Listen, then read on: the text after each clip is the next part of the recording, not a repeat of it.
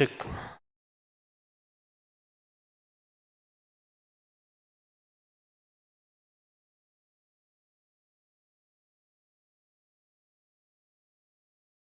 கிறிஸ்து இயேசுவுக்குள் அன்பாக அழைக்கப்பட்ட அன்புக்குரிய சகோதர சகோதரிகளே, நம்முடைய பிதாவாகிய தேவனாலும் கர்த்தராகிய இயேசு கிறிஸ்துவினாலும் நம் அனைவருக்கும் கிருபையும் சமாதானம் உண்டாவதாக என்ற அன்பின் வாழ்த்துக்களை தெரிவித்துக் கொள்கிறேன். நம்முடைய தேவன் தாமே இந்த நாளிலுமாக அவருடைய சத்திய பாடங்களை கேட்க கிருபை செய்திருக்கிறார். அதற்காக அவர் குமாரன் மூலமாக மறுபடியும் நன்றிய துதிகளை எடுத்துக்கொண்டு நாம் வாரந்தோறும் கேட்டு வருகிறதான தொடர் வேதாகம வகுப்பின் தொடர்ச்சியாக இன்று கூட ஒரு பாடத்தை கேட்க இருக்கிறோம். அதற்கு ஆரம்பமாக நம்மை ஜெபத்திலே வழிநடத்தும்படி அன்பு சகோதரர் ஸ்டான்லி அவர்களை அன்புடன் கேட்டுக்கொள்கிறோம்.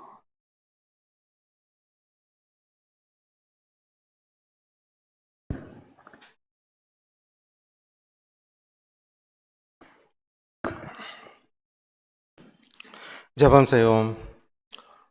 மகா இருக்கும் கிருபை நிறைந்த நல்ல தகப்பனே, அப்பா, இந்த மாலை வேளையிலே இந்த காஞ்சிபுர பட்டணத்திலே நாங்கள் சிறு குடும்பமாக கூடி தகப்பனே உம்முடைய சத்தியத்தை நாங்கள் கேட்கும்படியான கிருபை செய்த தயவுக்காக நன்றி படிக்கிறோம் தகப்பனே. இதோ தகப்பனே, எத்தனையோ பேர்களுக்கு கிடைக்கக்கூடாத சிலாகித்தை ஒரு அரிய வாய்ப்பை தகப்பனே, இதோ நாங்கள் சிறு குடும்பமாக கூடி உம்முடைய நியாய நிமித்தம் எங்களை ஆசீர்வதித்து தூது கொடுக்கும் தாசன் மூலமாக நாங்கள் சத்தியத்தை உட்கொண்டு அவருடைய அடிச்சுவடுகளை நாங்கள் பின்பற்றி இன்னும் அதிகமாய் வளர எங்களுக்கு நீடிய பொறுமையும் சமாதானத்தையும் தரும்படி அன்பாய் வேண்டிக் கொள்கிறோம் தகப்பனே. மீதியான வேலையை உங்களுடைய பொறுப்பாத்தில் வைக்கிறோம் தகப்பனே.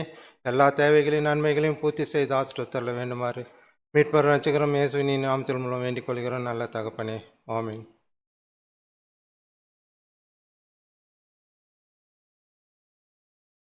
அன்பான சகோதர சகோதரிகளே, இந்த நாளிலுமாக நாம் பார்க்க இருக்கிறதான சத்திய பாடம் தசம பாகம் மற்றும் காணிக்கைகள் என்ற தலைப்பின் கீழாக நம்மிடம் தூதை பகிர்ந்து கொடுக்கும்படி அன்பு சகோதரர் நிதின் அவர்களை அன்புடன் கேட்டுக்கொள்கிறோம்.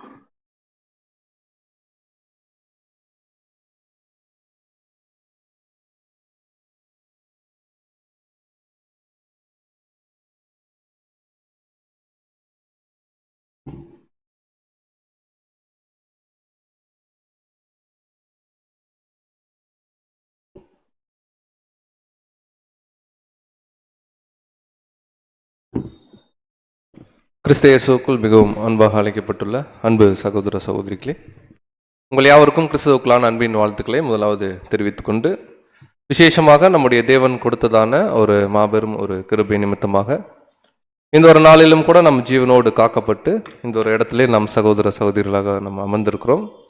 ஸோ தேவனுடைய ஒரு பெரிதான கிருபை தொடர்ந்து ஒவ்வொரு வாரந்தோறும் இந்த இடத்துல கூடி வேதத்தில் இருக்கக்கூடிய மிக அடிப்படையான வேத பாடங்களை குறித்து நம்ம என்ன பண்ணிட்டு இருக்கோம்னா பார்த்துட்டு இருக்கோம் அன்பு சகோதர சகோதரிகளே. ஸோ இந்த ஒரு நாளில் கூட நம்ம கவனிக்கும் போது கடந்த வாரம் நம்ம என்ன பாடம் பார்த்தோன்றது ஞாபகம் இருக்குங்களா? நிறைய பேர்னால கடந்த வாரம் என்ன பண்ண முடியல, வர முடியல. பட் இருந்த போதிலும் நீங்கள் ஆன்லைனில் அதை கேட்டிருப்பீங்க அப்படின்றத நம்ம விசுவாசிக்கிறோம். அந்த வீடியோவில் தேவனுடைய மனுஷன். ஸோ பழைய ஏற்பாட்டு காலத்தில் ராஜாக்களுடைய சரித்திரத்தில் விசேஷமாக சாலமோனுடைய ராஜ்யத்துக்கு அப்புறம் ராஜ்யபாரம் இரண்டாக அங்கே பிளவுபடுது. ஸோ அப்படி பிளவுபடும் போது சாலமோனுடைய பையன் ரெகோபயாம் அவர் தனியாக 2 கோத்திரத்தை ஆளுகை செய்கிறார். அவருடைய படைத்தளபதியாகிய எரோபயாம் என்ன பண்ணுறாருன்னா 10 கோத்திரத்தை தனியாக வச்சு ஆளுகை செய்கிறார். அதில் விசேஷமாக இந்த 10 கோத்திர ராஜாவாகிய எரோபயாம் செய்த ஒரு மாபெரும் ஒரு தவறை நம்ம என்ன பண்ணியிருந்தோம்னா நம்ம கடந்த வாரம் தியானிச்சிருப்போம். 2 பொன் கன்றுக்குட்டி அவர் செய்கிறார். ஸோ அதற்கு இணையாக பொருளில் கூட இங்கேயும் மெய்யான தேவனை நாம் பின்பற்றக்கூடாது அப்படிங்கறக்கால சில ஈனமான ஆசாரியர்களை வச்சு இன்னைக்கும் பார்த்தீங்கன்னா சாத்தான் நம்மளை திசை திருப்புறா இந்த அந்தி கிறிஸ்து அமைப்புகளை வச்சு அப்படின்றத நம்ம என்ன பண்ணோம்னா கடந்த வாரம் பார்த்தோம். ஸோ அதை தொடர்ந்து இந்த நாளில் கூட ரொம்ப முக்கியமான ஒரு வேத பாடம் நம்ம பார்க்க இருக்கிறோம். பாடத்துடைய தலைப்பு தசம பாகம் மற்றும் காணிக்கை. ஸோ தசம பாகம் மற்றும் காணிக்கை அப்படின்னு சொன்னோம்னா உங்களுக்கு என்ன ஞாபகம் வருதுங்க? எதுவுமே ஞாபகம் வரலையா? 1, 2, 3 ஏதாவது நம்பர் ஞாபகம் வருதா? என்ன நம்பர் ஞாபகம் வருதுங்க? அதுவும் ஞாபகம் வரலையா? 10 அப்படிங்கிற ஒரு எண் என்ன ஆகும்னா ஞாபகம் வரும் இல்லைங்களா? 10%. 10,000 ரூபாய் சேலரி வாங்கினா 1000 ரூபாய் என்ன பண்ணணும்? கொடுக்கணும். 1 லட்ச ரூபா வாங்கினா என்ன பண்ணணும்? 10,000 கொடுக்கணும். கொடுக்கலன்னா எங்கே போயிடுவோம்? நரகத்துக்கு போயிடுவோம். ஆமா, நரகம்னா என்னன்றது என்ன பண்ணிட்டோம்னா நம்ம படிச்சிட்டோம். அப்போ இந்த தசமபாகம் மற்றும் காணிக்கை இன்னைக்கு கிறிஸ்தவர்கள் மத்தியில வந்து பாத்தீங்கன்னா ரொம்ப விசேஷம் பெற்ற ஒரு போதனையாக காணப்படுது. ஸோ நம்முடைய நோக்கம் என்னன்னா, வேதாகமம் இதை குறித்து என்ன சொல்லுது? வேதாகமம் 2 வார்த்தை இங்க பயன்படுத்தப்பட்டிருக்கு. ஒன்று தசமபாகம், இன்னொன்று காணிக்கை, இல்லைங்களா? இந்த 2 காரியத்தை குறிச்சும் நம்முடைய பரிசுத்த வேதாகமம் நமக்கு என்ன கற்றுக் கொடுக்குது, நாம் இன்னைக்கு எதை செலுத்தணும் அப்படின்றத என்ன பண்ண போறோம்னா இந்த பாடத்துல நம்ம தியானிக்க போறோம். ஸோ நமக்கு நல்லாவே தெரியும், சத்தியத்தையும் அறிவீர்கள், சத்தியம் ஒரு நிதானத்துக்கு வந்துட்டோம். சத்தியத்தையும் அறிவீர்கள், சத்தியம் விடுதலையாக்கும். விடுதலை ஆக்கியிருக்கு, நம்ம விசுவாசிக்கிறோம். நரகம் இந்த மாதிரி தவறான போதனைகள் இருந்து என்ன பண்ணிருக்குன்னா விடுதலையா இருக்கும். ஸோ இன்னைக்கு விசேஷமா இந்த தசம பாகம் மற்றும் காணிக்கை அப்படிங்கிற ஒரு வேத பாடத்துல கண்டிப்பா நமக்கு விடுதலை கிடைக்கும் அப்படின்றத நம்ம என்ன பண்றோம்னா விசுவாசிக்கிறோம். சரி, முதல்ல தசம பாகம்னா என்ன, அந்த வேர்டுக்கு என்ன பண்ணணும், மீனிங் பார்க்கணும். ஸோ தசம பாகம் அப்படின்னு பார்க்கும்போது ஆக்சுவலா தசம, அந்த தஸ் அப்படின்ற பாயிண்ட் என்னன்னா 10. 10ல் ஒரு பங்கு அப்படிங்கிறத என்ன அப்படின்னு கேட்டிங்கன்னா தசம பாகம் சொல்லுவாங்க. காணிக்கை அப்படின்னா என்ன அப்படின்னு கேட்டிங்கன்னா, நம்ம இன்னைக்குமே வந்து அநேக கிறிஸ்தவர்கள் மத்தியில் நிறைய பிளான் இருக்கும். காணிக்கை என்னன்னா நம்ம கான்ட்ரிபியூஷன் கொடுக்கறது, கொடுத்துட்டே இருக்கலாம். என்னெல்லாம் பிளான்ஸ் இருக்குங்க இன்னைக்கு இருக்கிற சபைகளில்? தசம பாகம் மட்டும்தான் வாங்குறாங்களா அப்படின்னு கேட்டா இல்ல, காணிக்கைன்ற பேர்ல நிறைய என்ன பண்றாங்கன்னா கலெக்ட் பண்றாங்க. என்னென்ன காணிக்கை இருக்கு, நான் ஒரு எக்ஸாம்பிளுக்கு நான் கொடுக்குறேன் உங்களுக்கு. குழந்தைகளுடைய திட்டம், இல்லைங்களா? குழந்தைகளுடைய திட்டத்தை பற்றி யார் கவலைப்படணும்? யார் பெற்றெடுத்தாங்களோ அவங்க கவலைப்படணும். பட் இருந்தாலும் சில்ட்ரன்ஸ் பிளான் அப்படின்னு ஒன்று இருக்கு. அப்படின்னு என்னன்னா, ஒரு குழந்தை கிறிஸ்தவனா பிறந்த உடனேயே ஒரு கார்டு என்ன பண்ணிடுவாங்க, கையில கொடுத்துருவாங்க. உங்க குழந்தைக்கு நீங்க என்ன பண்ணணும், ஒரு அமௌண்ட் கட்டிக்கிட்டே வரணும். காஞ்சிபுரத்தில் இல்லை போல இருக்கு, இது இருக்கும் கண்டிப்பா. மேரேஜ் பிளான் அப்படின்னு ஒன்று இருக்கும், கரெக்டா இல்லைங்களா? நம்முடைய வீடுகளில் அந்த இளம் வயதுல ஏதோ சகோதரனோ சகோதரியோ இருக்கிறாங்கன்னா இது தனியா ஒரு பிளான் இருக்கு. இந்த பிளானுக்கு சம் அமௌண்ட் என்ன பண்ணணும், அடிக்கடி கட்டிகிட்டே இருக்கணும். அடுத்து தொழில் செய்யறாங்க அப்படின்னு கேட்டீங்கன்னா பிசினஸ் பிளான் ஒன்று இருக்கு. இது ஜியோ ரீசார்ஜ் பிளான்ன்ற மாதிரி நீங்க என்ன பண்ணிடாதீங்க, நினைச்சிடாதீங்க. இது வந்து கிறிஸ்தவர்கள் மத்தியில பெரிய பெரிய விசேஷமான போதகர்கள் மத்தியில் இருக்கக்கூடிய பெரிய விஷயம். இன்னைக்கு பெரும்பாலும் இதுல ஏதாவது ஒரு பிளான் இருக்கு. எஜுகேஷன் பிளான் கேள்விப்பட்டிருக்கீங்களா? அதாவது படிக்கக்கூடிய குழந்தைகளுக்காகவே விசேஷ ஒரு திட்டம், அதுக்கு சில காணிக்கைகள் என்ன பண்ணணும்னா கொடுக்கணும். அப்புறம் ஒரு ஃபேமிலியா ஒரு ஃபேமிலிக்குன்னு ஒரு தொகை. இதை நம்ம ரொம்ப எளிமையா நம்ம பார்க்கணும்னா குடும்பத்துக்குன்னு ஒரு கார்டு என்னன்னு கேட்டீங்கன்னா இருக்கும். எல்லாமே ஒரே கார்டு தான், இல்லைங்களா? ஸோ அடுத்து சகோதரிகள் மாத்திரம் தனியா, இல்லைங்களா? மகளிர் ஐக்கியம் சொல்லுவாங்க, அதுக்கு ஒரு பிளான் இருக்கு. இது எல்லாமே எதை பேஸ் பண்ணி இயங்குது அப்படின்னு கேட்டீங்கன்னா ஏதோ ஒரு வகையில சம் அமௌண்ட் என்ன பண்ணணும்னா நம்ம பே பண்ணணும். எய்தர் நம்ம இது வரைக்கும் போன இடங்கள்ல இது எல்லாமே இல்லைன்னா கூட ஏதாவது 1-2 என்ன பண்ணும் இதுல மினிமம் இருக்கும். ஸோ எது இல்லைனாலும் கண்டிப்பா இது இருக்கும், மெம்பர்ஷிப். அதாவது ஒரு இடத்துல நம்ம ஐக்கியம் கொள்ளணும் அப்படின்னாலே மெம்பர்ஷிப்புக்குன்னு மாசமான இவ்வளோ என்ன பண்ணணும், கட்டியே ஆகணும், இல்லைங்களா? கட்டல அப்படின்னா கண்டிப்பா அடுத்த வாரம் ஞாயிற்றுக்கிழமை அந்த பாடத்துல யார் தலைப்பா இருப்போம்னா நம்ம தான் தலைப்பா இருப்போம் கண்டிப்பா. அடுத்து ஒருவேளை பில்டிங் கட்டுறோம், எக்ஸாம்பிளுக்கு பில்டிங் கட்டுறோம்னா பில்டிங்க்கு ஒரு ஃபண்ட் இருக்கும். அடுத்து இன்னைக்கு கிறிஸ்தவர்கள் மத்தியில் ரொம்ப பிரசித்தி பெற்றது வந்து நிறைய சோசியல் சர்வீஸ், முடியாதவங்களுக்கு உதவி செய்யறது, இல்லைங்களா? ஹாஸ்பிட்டல் கட்டுறது, இந்த மாதிரி காரியங்களுக்கு அதுக்கு தனியா ஒரு வசூல். இதுல எது இல்லைன்னா கூட கண்டிப்பா மெம்பர்ஷிப் ஃபண்டுங்கிறது ஒன்று கண்டிப்பா நம்ம என்ன பண்ணிட்டு இருப்போம், கட்டிட்டு இருந்திருப்போம் ஒரு காலத்துல. இனிமேல் கட்டுவோமான்னு என்ன பண்ணல நமக்கு தெரியல. ஸோ அடுத்து ரொம்ப முக்கியமான ஒன்று, எப்போ நம்ம கவலைப்படக்கூடாதோ அப்போ கவலைப்படுறதுக்கு ஒரு ஃபண்டு, இல்லைங்களா? இது என்னங்க, கல்லறைக்குன்னு ஒரு கார்டு, கல்லறைக்குன்னு ஒரு அமௌண்ட் கட்டினாதான் என்ன கிடைக்கும்? சரி, கல்லறை குறித்து யார் கவலை பண்ணணும்? கல்லறை யாருக்கு வேணும்? இறந்த பணத்துக்கு தான் என்ன வேணுங்க, கல்லறை. ஒருவேளை நம்ம இறந்துட்டோம்னு வச்சுக்கோங்களேன், நமக்கு எண்ணம் இருக்குமா? செத்துட்டோம், கண்ணை மூடிட்டோம், எக்ஸாம்பிளுக்கு அப்படி ஒரு இடத்துல இருக்கிறோம் நம்ம, என்னை அந்த இடத்துல கொண்டு போய் நீங்க புதைக்க ஆகணும் அப்படின்னு சொல்லுவோமா எழுந்து? ஒரு வேலை கட்டிட்டு இருக்கிறோம், இறந்த பிறகு அங்கேயே நம்ம புதைக்கிறாங்களா இல்ல கார்பரேஷன்ல கொண்டு போய் என்ன பண்றாங்க எரிக்கிறாங்களான்னு யாருக்கு தெரியும்? தெரியாது.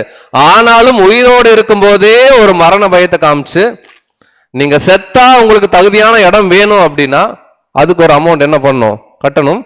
இது போக மற்ற ஊழியங்களுக்காக என்ன பண்ணணும்னா அமௌண்ட் கட்டணும். ஸோ இதெல்லாம் எந்த லிஸ்ட்ல வருதுன்னா, இது தசம பாகம்ன்ற லிஸ்ட்ல வரல, இது காணிக்கைன்ற லிஸ்ட்ல வருது. தசம பாகம்னா என்னன்னா 10ல் 1 பங்கு. ஸோ எப்படி இந்த மாதிரி அமௌண்ட், இப்படி ஒரு ஃபண்டு, இந்த மாதிரி காரண காரியங்கள்லாம் இன்னைக்கு கிறிஸ்தவர்கள் மத்தியில் ரொம்ப பிரபலமா இருக்கு. எது எழுதி முடிச்சாலும் நீங்கள் அனுப்ப வேண்டிய முகவரின்னு கடைசி என்ன சொல்லுவாங்கன்னா ஒரு தகவல் கொடுப்பாங்க.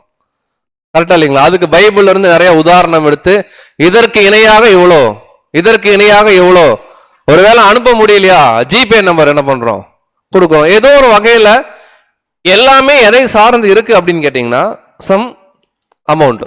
உதாரணத்துக்கு காணிக்கை அல்லது தசமபாகன்ற பேர்ல. இப்ப நாம என்ன பண்ணலாம், இதெல்லாம் இன்னைக்கு உலகத்துல இருக்கு, கிறிஸ்தவர்களா நம்ம இருக்கிறோம், ஒரு சில இடங்கள்ல நம்ம இதை பண்ணிட்டு இருந்திருக்கலாம். கரெக்டுங்களா? சரி, இந்த மாதிரி காணிக்கைகள் மற்றும் தசம பாகம் வாங்குறது பரிசுத்த வேதாகமம் என்ன சொல்லுது? இது அங்கீகரிக்குதா, இல்ல இதை வேற மாதிரி தேவன் ஏதாவது நம்ம கிட்ட எதிர்பார்க்கிறாருன்னு என்ன பண்ணலாம்னா நம்ம கண்டுபிடிக்கலாம். இது ஜஸ்ட் நம்முடைய மனக்கண்கள் தெளிவாவதற்காக நீங்க உலகத்துல என்ன நடக்குதுங்கிறத நம்ம கொடுத்துருக்கோமே தவிர யாரையும் குற்றப்படுத்துற நோக்கத்தில் இது கிடையாது. பைபிள் என்ன சொல்லுதுன்றதை பார்க்கறதுக்காக ஒரு அறிமுகம். ஸோ பைபிள் என்ன சொல்லுதுன்னா, விசேஷமா 3 வசன பகுதிகளை நம்ம கவனிக்கிறோம் இந்த தசம பாகம் மற்றும் காணிக்கையை குறித்து. அதுல விசேஷமா தசம பாகத்தை குறித்து நம்முடைய பரிசுத்த வேதாகமத்துல லேவியராகமம் எண்ணாகமத்துல 2 இடங்கள் என்ன பண்றாருன்னா தேவன் சொல்றார். ஸோ இந்த காரண காரியங்களை முதல்ல நம்ம என்ன பண்ணலாம்னா நம்ம தியானிக்கலாம். ஸோ முதல்ல எங்க போகலாம் அப்படின்னு பாத்தீங்கன்னா, லேவியராகமம் 27ஆம் அதிகாரத்துல 30லிருந்து 32 வரைக்கும் நம்ம வாசிக்கலாம். லேவியராகமம் 27ஆம் அதிகாரம் வசனங்கள் 30 முதல் 32 முடிய. தேசத்திலே நிலத்தின் வித்திலும் விருட்சங்களின் கனியிலும் தசமபாகம் எல்லாம் கர்த்தருக்கு உரியது, அது கர்த்தருக்கு பரிசுத்தமானது. ஒருவன் தன் தசம பாகத்திலே எவ்வளவாவது மீட்டுக்கொள்ள மனதா இருந்தானால் அதனுடன் 5ல் 1 பங்கை கூட்டிக் கொடுக்க கடவன். கோலின் கீழ்ப்பட்ட ஆடு மாடுகளிலே 10ல் 1 பங்காகிறதெல்லாம் கர்த்தருக்கு பரிசுத்தமானது. பாருங்க, இப்ப தசம பாகம் அப்படிங்கிறதுக்கு பைபிள்ல நேரடியாக ரெஃபரன்ஸ் என்ன பண்றோம்னா எடுக்கிறோம். இது பைபிள்ல சொல்லப்பட்ட ஒரு வார்த்தை தான். என்ன சொல்றாருன்னா, தேசத்தின் நிலத்தின் வித்திலும் விருட்சங்களின் கனிகளிலும் தசம பாகம் எல்லாம் கர்த்தருக்கு உரியது.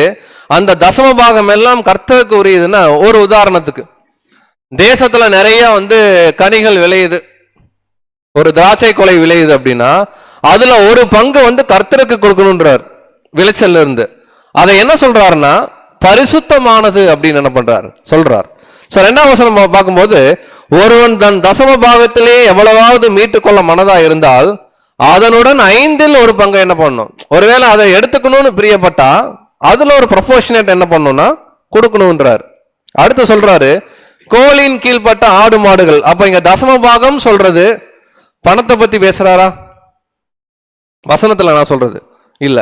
இங்க எதை பத்தி பேசுறாருன்னா, தேசத்தின் விளைச்சல், தானியங்களாகட்டும் பழங்களாகட்டும், இந்த விளைச்சல்லையும் வீடுகள்ல இருக்கக்கூடிய மந்தையில் இருக்கக்கூடிய ஆடு மாடுகள்ல 10ல் 1 பங்கு. அப்ப தசம பாகம் ரொம்ப கிளியரா வசனம் சொல்லுது, 10ல் 1 தசம பாகம். என்ன கொடுக்க சொல்றார் அப்படின்னு கேட்டீங்கன்னா, விளைச்சல்ல வரக்கூடிய 1 பங்கு அல்லது ஆடு மாடுகள்ல ஒரு மடங்கு யாருக்கு கொடுக்கணும்ன்றாருன்னா கர்த்தருக்கு கொடுக்கணும். இப்ப கேள்வி, கர்த்தருக்கு கொடுத்தா கர்த்தர் என்ன பண்ணுவார்? அவர் இதை சாப்பிட முடியுமா? முடியாது. அப்ப தேவன் ஏன் இந்த விஷயத்தை சொல்றார், இதுக்குள்ள என்ன அடங்கி இருக்கு அப்படிங்கிறத அடுத்த வசன பகுதியில் நம்ம கவனிக்கலாம். அதிலே தொடர்ந்து 34 வரைக்கும் வாசிச்சிடலாம். வசனங்கள் 33 மற்றும் 34. அது நல்லதோ இழப்பமானதோ என்று அவன் பார்க்க வேண்டாம், அதை மாற்றவும் வேண்டாம். மாற்றினால் அதுவும் அதற்கு பதிலாக கொடுக்கப்பட்டதுமாகிய 2ம் பரிசுத்தமாகும். அது மீட்கப்படக்கூடாதென்று அவர்களோட சொல் என்றார். இஸ்ரேல் புத்திரருக்கு சொல்லும்படி கர்த்தர் சீனாய் மலையில் மோசேக்கு விதித்த கட்டளைகள் இவைகளே. பாருங்க அன்பு சகோதர சகோதரர்களே, இங்க ஒரே ஒரு பாயிண்ட் இந்த வசனத்தில் எடுக்கிறோம். இது தேவன் ஆப்ஷனா கொடுக்கல. தசம பாகம் செலுத்தணும் அப்படிங்கிறது ஆப்ஷன் கிடையாது. இது பேர் என்னதுங்க? கட்டளை. கட்டளைனா அதை செஞ்சே ஆகணும். இப்ப கேள்வி, இந்த கட்டளை யாருக்கு தேவன் கொடுக்கிறார்?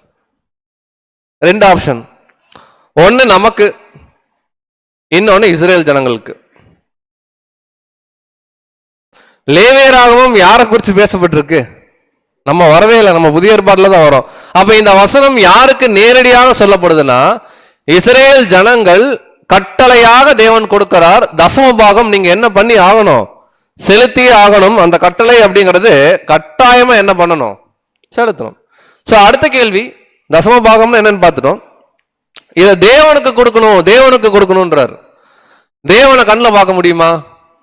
முடியாது. அப்போ ஒரு உதாரணத்துக்கு, திராட்சை விளைச்சல்ல 10ல் 1 பங்கை எடுத்துட்டு போய் தேவனுக்கு கொடுங்க அப்படின்னா தேவனால சாப்பிட முடியுமா?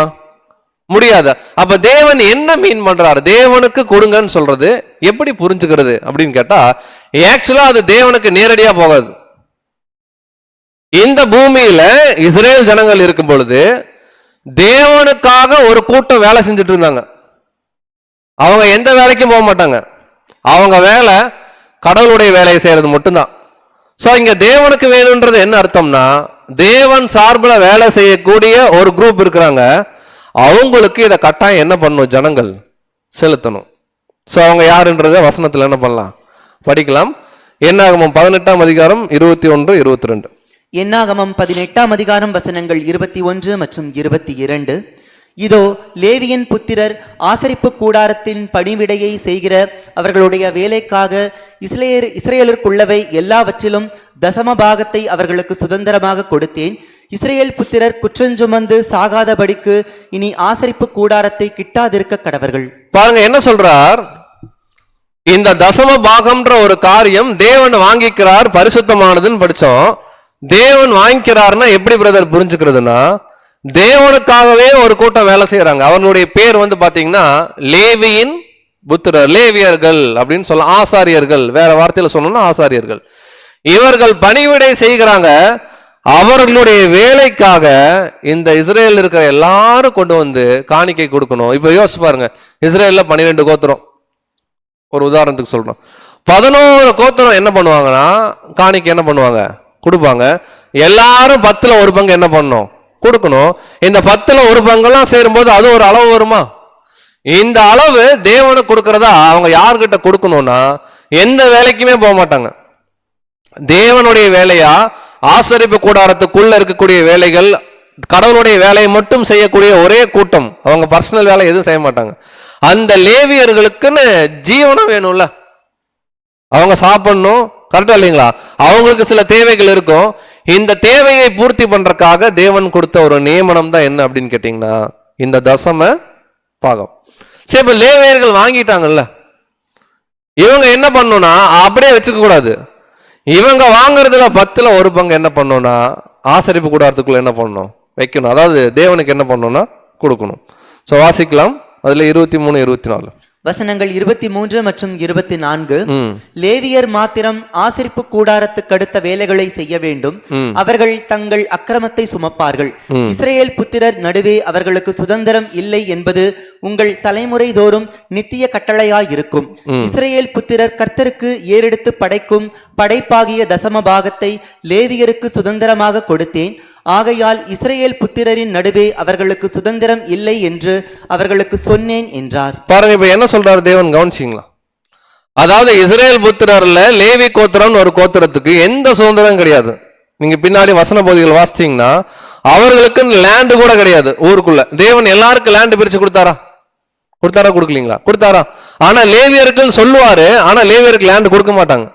ஏன் கொடுக்க மாட்டாங்கன்னா அவங்களுக்கு சுதந்திரம் என்னன்னா, இந்த 10ல் 1 பங்கு தேவன் வாங்குறதா சொல்றது லேவியருக்கு என்ன ஆகும்னா போகும்.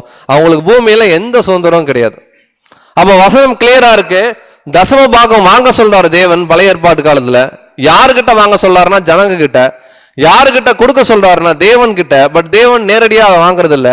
தேவன் சார்பா யாரு வாங்கிக்கிறாங்கன்னா இந்த லேவியர்கள். காரணம், இந்த லேவியர்கள் தங்களுக்காகவும் தங்களுடைய குடும்பத்துக்காகவும் தனிப்பட்ட எந்த வேலையும் செய்யறது இல்லை. அவங்க போய் விவசாயம் பண்றதோ, அவங்க போய் ஆடு மாடுகளை மேய்க்கிறதோ அவங்க பண்ண மாட்டாங்க. காரணம், அந்த மாதிரி வேலைகளை அவர்கள் செஞ்சா அவர்கள் பரிசுத்தமா இருக்கிறவங்க அசுத்தத்துல என்ன ஆயிடுவாங்கன்னா போயிடுவாங்க. இவங்களை தனியா பிரிக்கிறார் தேவன். பிரிச்சு அவங்களுக்கு உண்டான அடிப்படை தேவைகளுக்கு என்ன வாங்க சொல்றாருன்னா ஜனங்க கிட்ட இருந்து வாங்கி லேவியர்கள் என்ன பண்ணிக்கலாம், வச்சுக்கலாம். பட் லேவியர்கள் டேரக்டா வைக்கக்கூடாது. அதுல ஒரு பங்கு தேவனுக்கு என்ன பண்ணணும்னா படைக்கணும். ஸோ இதை குறித்து படிக்கலாம். அதுல 28, 29 வசனங்கள் 28 மற்றும் 29. இப்படியே நீங்கள் இஸ்ரவேல் புத்திரர் கையில் வாங்கும் தசம பாகமாகிய உங்கள் பங்குகளில் எல்லாம் நீங்களும் கர்த்தருக்கு என்று ஒரு படைப்பை ஏறெடுத்து படைத்து. என்ன சொல்றாரு? லேவியர்கள் வாங்கிக்கலாம், வாங்கி அவங்க ஃபுல்லா வச்சுக்க முடியாது. அவங்க வாங்கினதுல ஒரு பங்கு என்ன பண்ணும், கடவுளுக்கு என்ன பண்ணும், ஒரு படைப்பா படிக்கணும். நல்லா அந்த வசனத்தை கவனிங்க. உங்கள் பங்குகளில் எல்லாம் நீங்கள் கர்த்தருக்கு என்று ஒரு படைப்பை என்ன பண்ணணும். அப்ப அவங்களுக்கு வந்தா கூட அவங்க அதுல ஒரு பங்கு என்ன பண்ணணும், கடவுளுக்கு கொடுக்கணும். அந்த படைப்பை ஆசாரியனாகிய ஆரோனுக்கு கொடுக்க வேண்டும். உங்களுக்கு கொடுக்கப்படுகிற ஒவ்வொரு காணிக்கையிலும் உள்ள உச்சிதமான பரிசுத்த பங்கை எல்லாம் கர்த்தருக்கு ஏறெடுத்து படைக்கும் படைப்பாக செலுத்த வேண்டும். சோ இங்க இன்னொரு வார்த்தையை பயன்படுத்துறார். உங்களுக்கு காணிக்கை வரும். காணிக்கை அப்படின்னு கேட்டீங்கன்னா இது வந்து ரூல்ஸ் கிடையாது. மனம் உகந்ததை என்ன பண்ணுவாங்க, கொடுப்பாங்க. அப்படி கொடுக்கறது எப்படி இருக்குன்னு சொல்றாருன்னா உச்சிதமான அப்படிங்கிறார். அப்ப விசேஷமா இங்க கவனிக்கிறோம் அன்பு சகோதர சகோதரர்களே, பாடத்துடைய அறிமுகம். இன்னைக்கு கிறிஸ்தவ மண்டலத்துல நிறைய ஃபண்டு, அந்த ஃபண்டு இந்த ஃபண்டுன்னு வாங்குறாங்க. அதுல ரொம்ப முக்கியமா ஜனங்களுக்காக அவர்கள் சொல்றது என்னன்னா தசம பாகம் கொடுத்தே ஆகணும். தசம பாகம் கொடுக்கல அப்படின்னா தேவன் உங்களை என்ன பண்ணிடுவாரு, தண்டிச்சிருவார். நிறைய பேர் ரொம்ப பயந்து என்ன பண்ணுவாங்கன்னா கொடுப்பாங்க. சரி, இதை குறித்து ஒரு ஆராய்ச்சி பண்ணலான்னு உள்ள போய் தசம பாகன்ற ஒரு கான்செப்ட் பைபிள் இருக்கு. தேவன் அவர் கொடுக்க சொல்றார், பட் தேவன் அதை வாங்கி வச்சுக்கிறது இல்ல. தசம பாகமா என்னெல்லாம் கொடுக்கலாம்னா விளைச்சல் கொடுக்கலாம், ஆடு மாடு கொடுக்கலாம், கரெக்டுங்களா? இதை வாங்கி லேவியருக்கு அவர் கொடுத்துட்றார். லேவியர்கள் வாங்குறாங்க, அவங்க அதுல ஒரு பங்கு என்ன பண்றாங்கன்னா கடவுளுக்கு படைப்பாக என்ன பண்றாங்க, ஆரோன்கிட்ட கொடுத்து படைக்கிறாங்க. மீதி தான் அவங்களுடைய பயன்பாட்டுக்கு வருதுன்னு பார்க்குறோம். ஸோ இது தசம பாகத்துடைய அடிப்படை. ஸோ இந்த வேலையை செய்யக்கூடிய லேவியருக்கு தேவன் சம்பளம் கொடுக்கணும்ல, சம்பளம் கொடுக்கணுமா கொடுக்கூடாது? எவ்வளவு ரூபா கொடுத்தார், அதை குறித்து படிக்கலாம். இப்ப லேவியருக்கு கொடுத்த சம்பளம் என்னன்றதை பார்க்கலாம். ஸோ என்னாகுமா 18ஆம் அதிகாரம் 30, 31 இதெல்லாம் படிக்கும் போதே உங்களுக்கு இன்னைக்கு இருக்கிற விஷயத்துக்கு மைண்ட் என்ன பண்ணணும், ஒப்பிட்டு நீங்க பார்க்கணும். வசனங்கள் 30 மற்றும் 31. ஆதலால் நீ அவர்களோட சொல்ல வேண்டியது என்னவென்றால், அதில் உச்சிதமானதை நீங்கள் ஏறெடுத்து படைக்கும் போது அது களத்தின் வரத்திலும் ஆலையின் வரத்திலும் இருந்து எடுத்து செலுத்துகிறது போல லேவியருக்கு எண்ணப்படும். அதை நீங்களும் உங்கள் குடும்பத்தாரும் எவ்விடத்திலும் புசிக்கலாம். அது நீங்கள் ஆசரிப்பு கூடாரத்திலே செய்யும் பணிவிடைக்கு ஈடான உங்கள் சம்பளம். பாருங்க, இப்ப ஆசரிப்பு கூடாரத்துல கடவுளுக்காக லேவியர்கள் என்ன பண்றாங்க, வேலை செய்யறாங்க. ஆசரிப்பு கூடார சப்ஜெக்ட் படிச்சோமா, என்ன வேலை செய்வாங்க உங்க லேவியர்கள்? உள்ள கொஞ்சம் இன்ட்ராக்ஷனோட போனா நல்லா இருக்கும். பலி செலுத்துவாங்க, கரெக்டுங்களா? பலி செலுத்துறதுல என்னென்ன வேலை அடங்கும்னா, முதல்ல அந்த வரக்கூடிய அந்த ஜீவன் இல்லைங்களா பரிசுத்தமா இருக்கான்னு பார்க்கணும். அதுக்குள்ள ஏதாவது இல்லைங்களா நசல் பிடிச்சிருக்கான்னு பார்க்கணும். இருந்தா ரிஜெக்ட் பண்ணணும், இல்லாததை எடுக்கணும். பலி செலுத்தணும். தேவையில்லாத விஷயங்களை ஊருக்கு புறம்பே கொண்டு போய் போடணும். தேவை இருக்கக்கூடிய முக்கியமான பொருட்களை பலிபீடத்துல தகனிக்கணும். சாம்பல் ஆகும், சாம்பலை எடுக்கணும், தூப வர்க்கம் சேர்க்கணும், அதோட போட்டு ஆசாரியர்கிட்ட கொடுத்து உள்ள என்ன பண்ணணும், கொண்டு போகணும். எல்லா ப்ராசஸும் நடக்கும். இதுல சுத்திகரிப்பின் வேலைகள் இருக்கு, ஜனங்களோட இன்ட்ராக்ட் பண்ற வேலை இருக்கு. அதுல விசேஷமா பிரதான ஆசாரியர் வருடத்துல ஒரு முறை உள்ள என்ன பண்ணுவார், போவார். நிறைய வேலைகள் இருக்கு. இந்த வேலையெல்லாம் செய்யக்கூடிய லேவியருக்கு என்ன சம்பளம்னா, இந்த ஜனங்கள் கொடுக்கக்கூடிய தசம பாகம் மற்றும் காணிக்கையில அவங்களுக்கு தேவன் என்ன பண்றாருன்னா டைரக்டா கொடுக்குறாரு. அவங்க 10ல் ஒரு பங்கு கொடுக்குறாங்க, இவங்க வாங்கிக்கிறாங்க. வாங்குறது விசேஷமா என்ன வாங்குறாங்கன்னா நிலத்துல விதைக்கிறது, அப்புறம் வந்து பாத்தீங்கன்னா அந்த ஆடு மாடுகள் இருக்கக்கூடிய அந்த பாயிண்ட். மெயினா அங்க சொல்றது என்னன்னா ஃபண்டை பத்தி அங்க வரவே வராது, பணத்தை பத்தி அதிகமா வராது. ஆனா வரும், அதாவது வெள்ளி என்ன பண்ணுவாங்கன்னா கொடுப்பாங்க. பட் நேரடியா அங்க என்னன்னா அவங்களுக்கு தேவையான அடிப்படை தேவைகளை தேவன் என்ன பண்றாருன்னா கொடுக்குறாரு. ஸோ வாசிக்கலாம். இது வந்து எதன் அடிப்படையில லேவியர்களுக்கு இந்த ஒரு கட்டளை அப்படின்னு கேட்டீங்கன்னா, பழைய ஏற்பாட்டு காலத்துல நியாயப்பிரமாணம்னு ஒன்று படிச்சிருப்போம். நியாயப்பிரமாணமே என்ன சொல்லுதுன்னா லேவியர்கள் தசம பாகம் என்ன பண்ணணும், வாங்கணும் அப்படின்னு சொல்லுது. வாசிக்கலாம். எபிரேயர்ல 7ஆம் அதிகாரம் 5ஆம் வசனம். எபிரேயர் 7ஆம் அதிகாரம் 5ஆம் வசனம். லேவியின் புத்திரரில் ஆசாரியத்துவத்தை அடைகிறவர்களும் ஆபிரகாமின் அறையிலிருந்து வந்த தங்கள் சகோதரரான ஜனங்களின் கையிலே நியாயப்பிரமாணத்தின்படி தசமபாகம் வாங்குகிறதற்கு கட்டளை பெற்றிருக்கிறார்கள். பாருங்க, நல்லா கவனிக்கலாம். லேவியின் புத்திரரில் ஆசாரியத்துவத்தை அடைகிறவர்களும் ஆபிரகாமுடைய அறையிலிருந்து வராங்க. ஆபிரகாமுடைய அறைனா அவருடைய வித்து, அவருக்குள்ளதான் யார் இருக்கிறாங்கன்னா ஈசாக்கு, யாக்கோபு, யாக்கோபுடைய 12 குமாரர். அந்த வரிசையில வரக்கூடிய லேவியர்கள், நல்லா அந்த வசனத்தை பாருங்க, நியாயப்பிரமாணத்தின்படி தசம பாவம் வாங்குகிறதுக்கு அவங்க என்னவா இருக்கிறாங்கன்னா அவங்களுக்கு கட்டளை பிறப்பிக்கப்பட்டிருக்கு.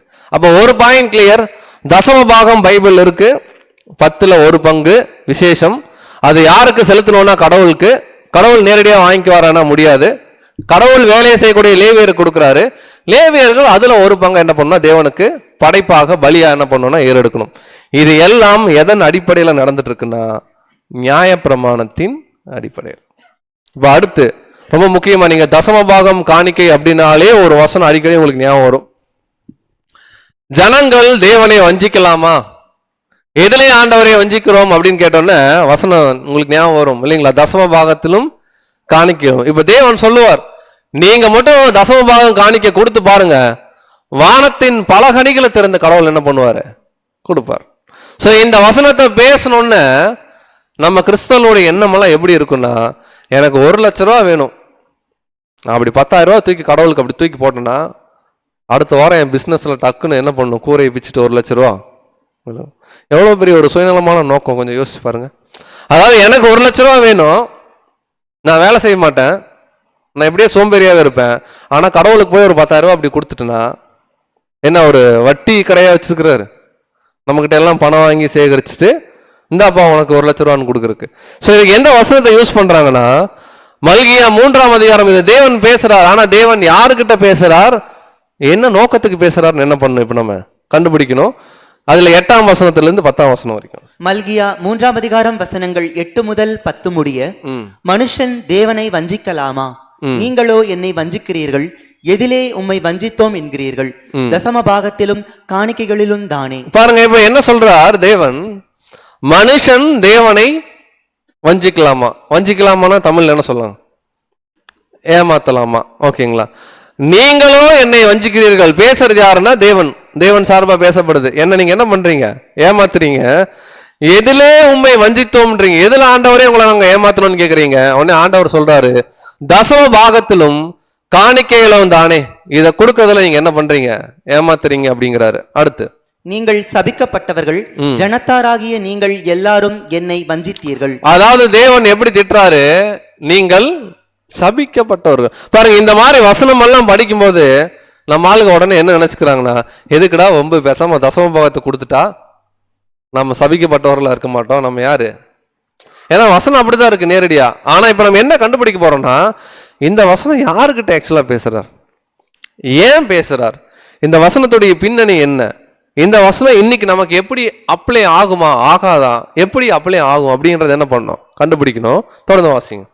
என் ஆலயத்தில் ஆகாரம் உண்டாயிருக்கும்படி தசம பாகங்களை எல்லாம் பண்டசாலையிலே கொண்டு வாருங்கள், அப்பொழுது நான் வானத்தின் பல கனிகளை திறந்து இடங்கொள்ளாமற் போகுமட்டும் உங்கள் மேல் ஆசீர்வாதத்தை வருஷிக்க மாட்டேனோ வென்று அதனால் என்னை சோதித்து பாருங்கள் என்று சேனைகளின் கர்த்தர் சொல்லுகிறார். இப்போ தேவன் சொல்றார், அதாவது என் ஆலயத்தில் ஆகாரம் உண்டாயிருக்கும்படி நீங்க எல்லாரும் தசம பாகத்தை என்ன பண்ணுங்க, கொண்டு வாங்க, கொண்டு வந்து போடுங்க. அவர் சொல்றாரு, அப்பொழுது நான் வானத்தின் பல கனிகளை திறக்கிறேன். இது அடிக்கடி எல்லா பிரசங்கத்திலையும் இந்த வார்த்தை என்ன பண்ணுவோம், கேள்விப்படுவோம். திறந்து இடம் கொள்ளாமற் போகும் மட்டும் உங்கள் மேல் என்ன பண்றேன். நமக்கு அடிக்கடி பிடிச்ச வார்த்தை என்னதாங்க, உங்களை ஆசீர்வதிப்பேன் இல்லைங்களா. உங்களை ஆசீர்வதித்து இல்லைங்களா, உங்கள் மேல் ஆசீர்வாதத்தை வருஷிக்க பண்ண மாட்டோனோ என்று என்ன பண்ணுங்க, டெஸ்ட் பண்ணுங்கன்ற. அப்ப இங்க என்ன மீன் பண்றாருன்னா, வானத்தின் பல கனிகளை திறந்து என்ன பண்ணும், ஆசீர்வாதம் கொட்டும். இப்ப இங்க ஆசீர்வாதம்ன்றது என்ன ஆசீர்வாதம், நம்ம உடனே என்ன நினைச்சுப்போம், உலக ஆசீர்வாதம். கரெக்டுங்களா? நம்மளை பொறுத்த வரைக்கும் ஆசீர்வாதம் என்னங்க, பைக்ல வந்துட்டு இருந்தோம்னா அடுத்த வருஷம் கார் வாங்கணும். கரெக்டா இல்லைங்களா? கார் வாங்குறோம்னா அடுத்த வருஷம் செகண்ட் வாங்கக்கூடாது, புது கார் வாங்கணும். கரெக்டா இல்லைங்களா? இல்ல கார் இருக்குன்னா அடுத்து சொந்தமா வீடு என்ன பண்ணும், நான் ஒத்த காலில் நின்னாவது என்ன பண்ணுவேன், வீடு கட்டுவோம்பாங்க. ஒத்த காலில் நிற்க வேணாம், ரெட்டை காலில் நின்னாலும் என்ன பண்ணலாம், வீடு கட்டலாம். ஏதோ ஒரு வகையில இந்த உலகத்துல ஆஸ்திகளை சேர்க்கறது தான் இன்னைக்கு எல்லாரையும் சாத்தான் நம்ப வச்சுட்டு இருக்கான் ஆசீர்வாதம்.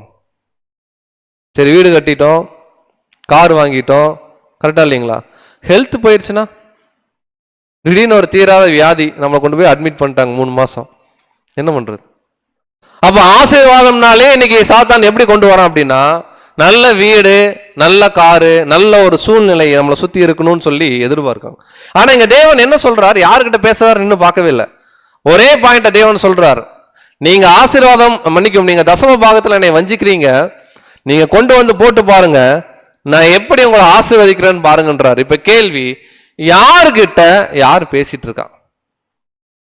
அதை ஃபர்ஸ்ட் என்ன பண்ணணும், கண்டுபிடிக்கணும். இதை கண்டுபிடிக்கணும்னா மல்கியா புஸ்தகத்துடைய ஆரம்பத்துக்கு என்ன பண்ணணும், போகணும். போயிடலாம். மல்கியா 1ஆம் அதிகாரம் முதல் 2 வசனங்கள் நல்லா கவனிக்கலாம். யாருக்கிட்ட இதை பேசுறாருங்கிற நம்ம புரிஞ்சுக்காம எடுத்தோடனே இந்த வசனத்தை எடுத்து நமக்கு என்ன பண்ணக்கூடாது, நம்முடைய தனிப்பட்ட வாழ்க்கைக்கு அப்ளை பண்ணக்கூடாது. வாசிக்கலாம். மல்கியா 1ஆம் அதிகாரம் வசனங்கள் 1 மற்றும் 2. மல்கியாவை கொண்டு கர்த்தர் இஸ்ரேலுக்கு சொன்ன வார்த்தையின் பாரம். நான் உங்களை சிநேகித்தேன் என்று கர்த்தர் சொல்லுகிறார்.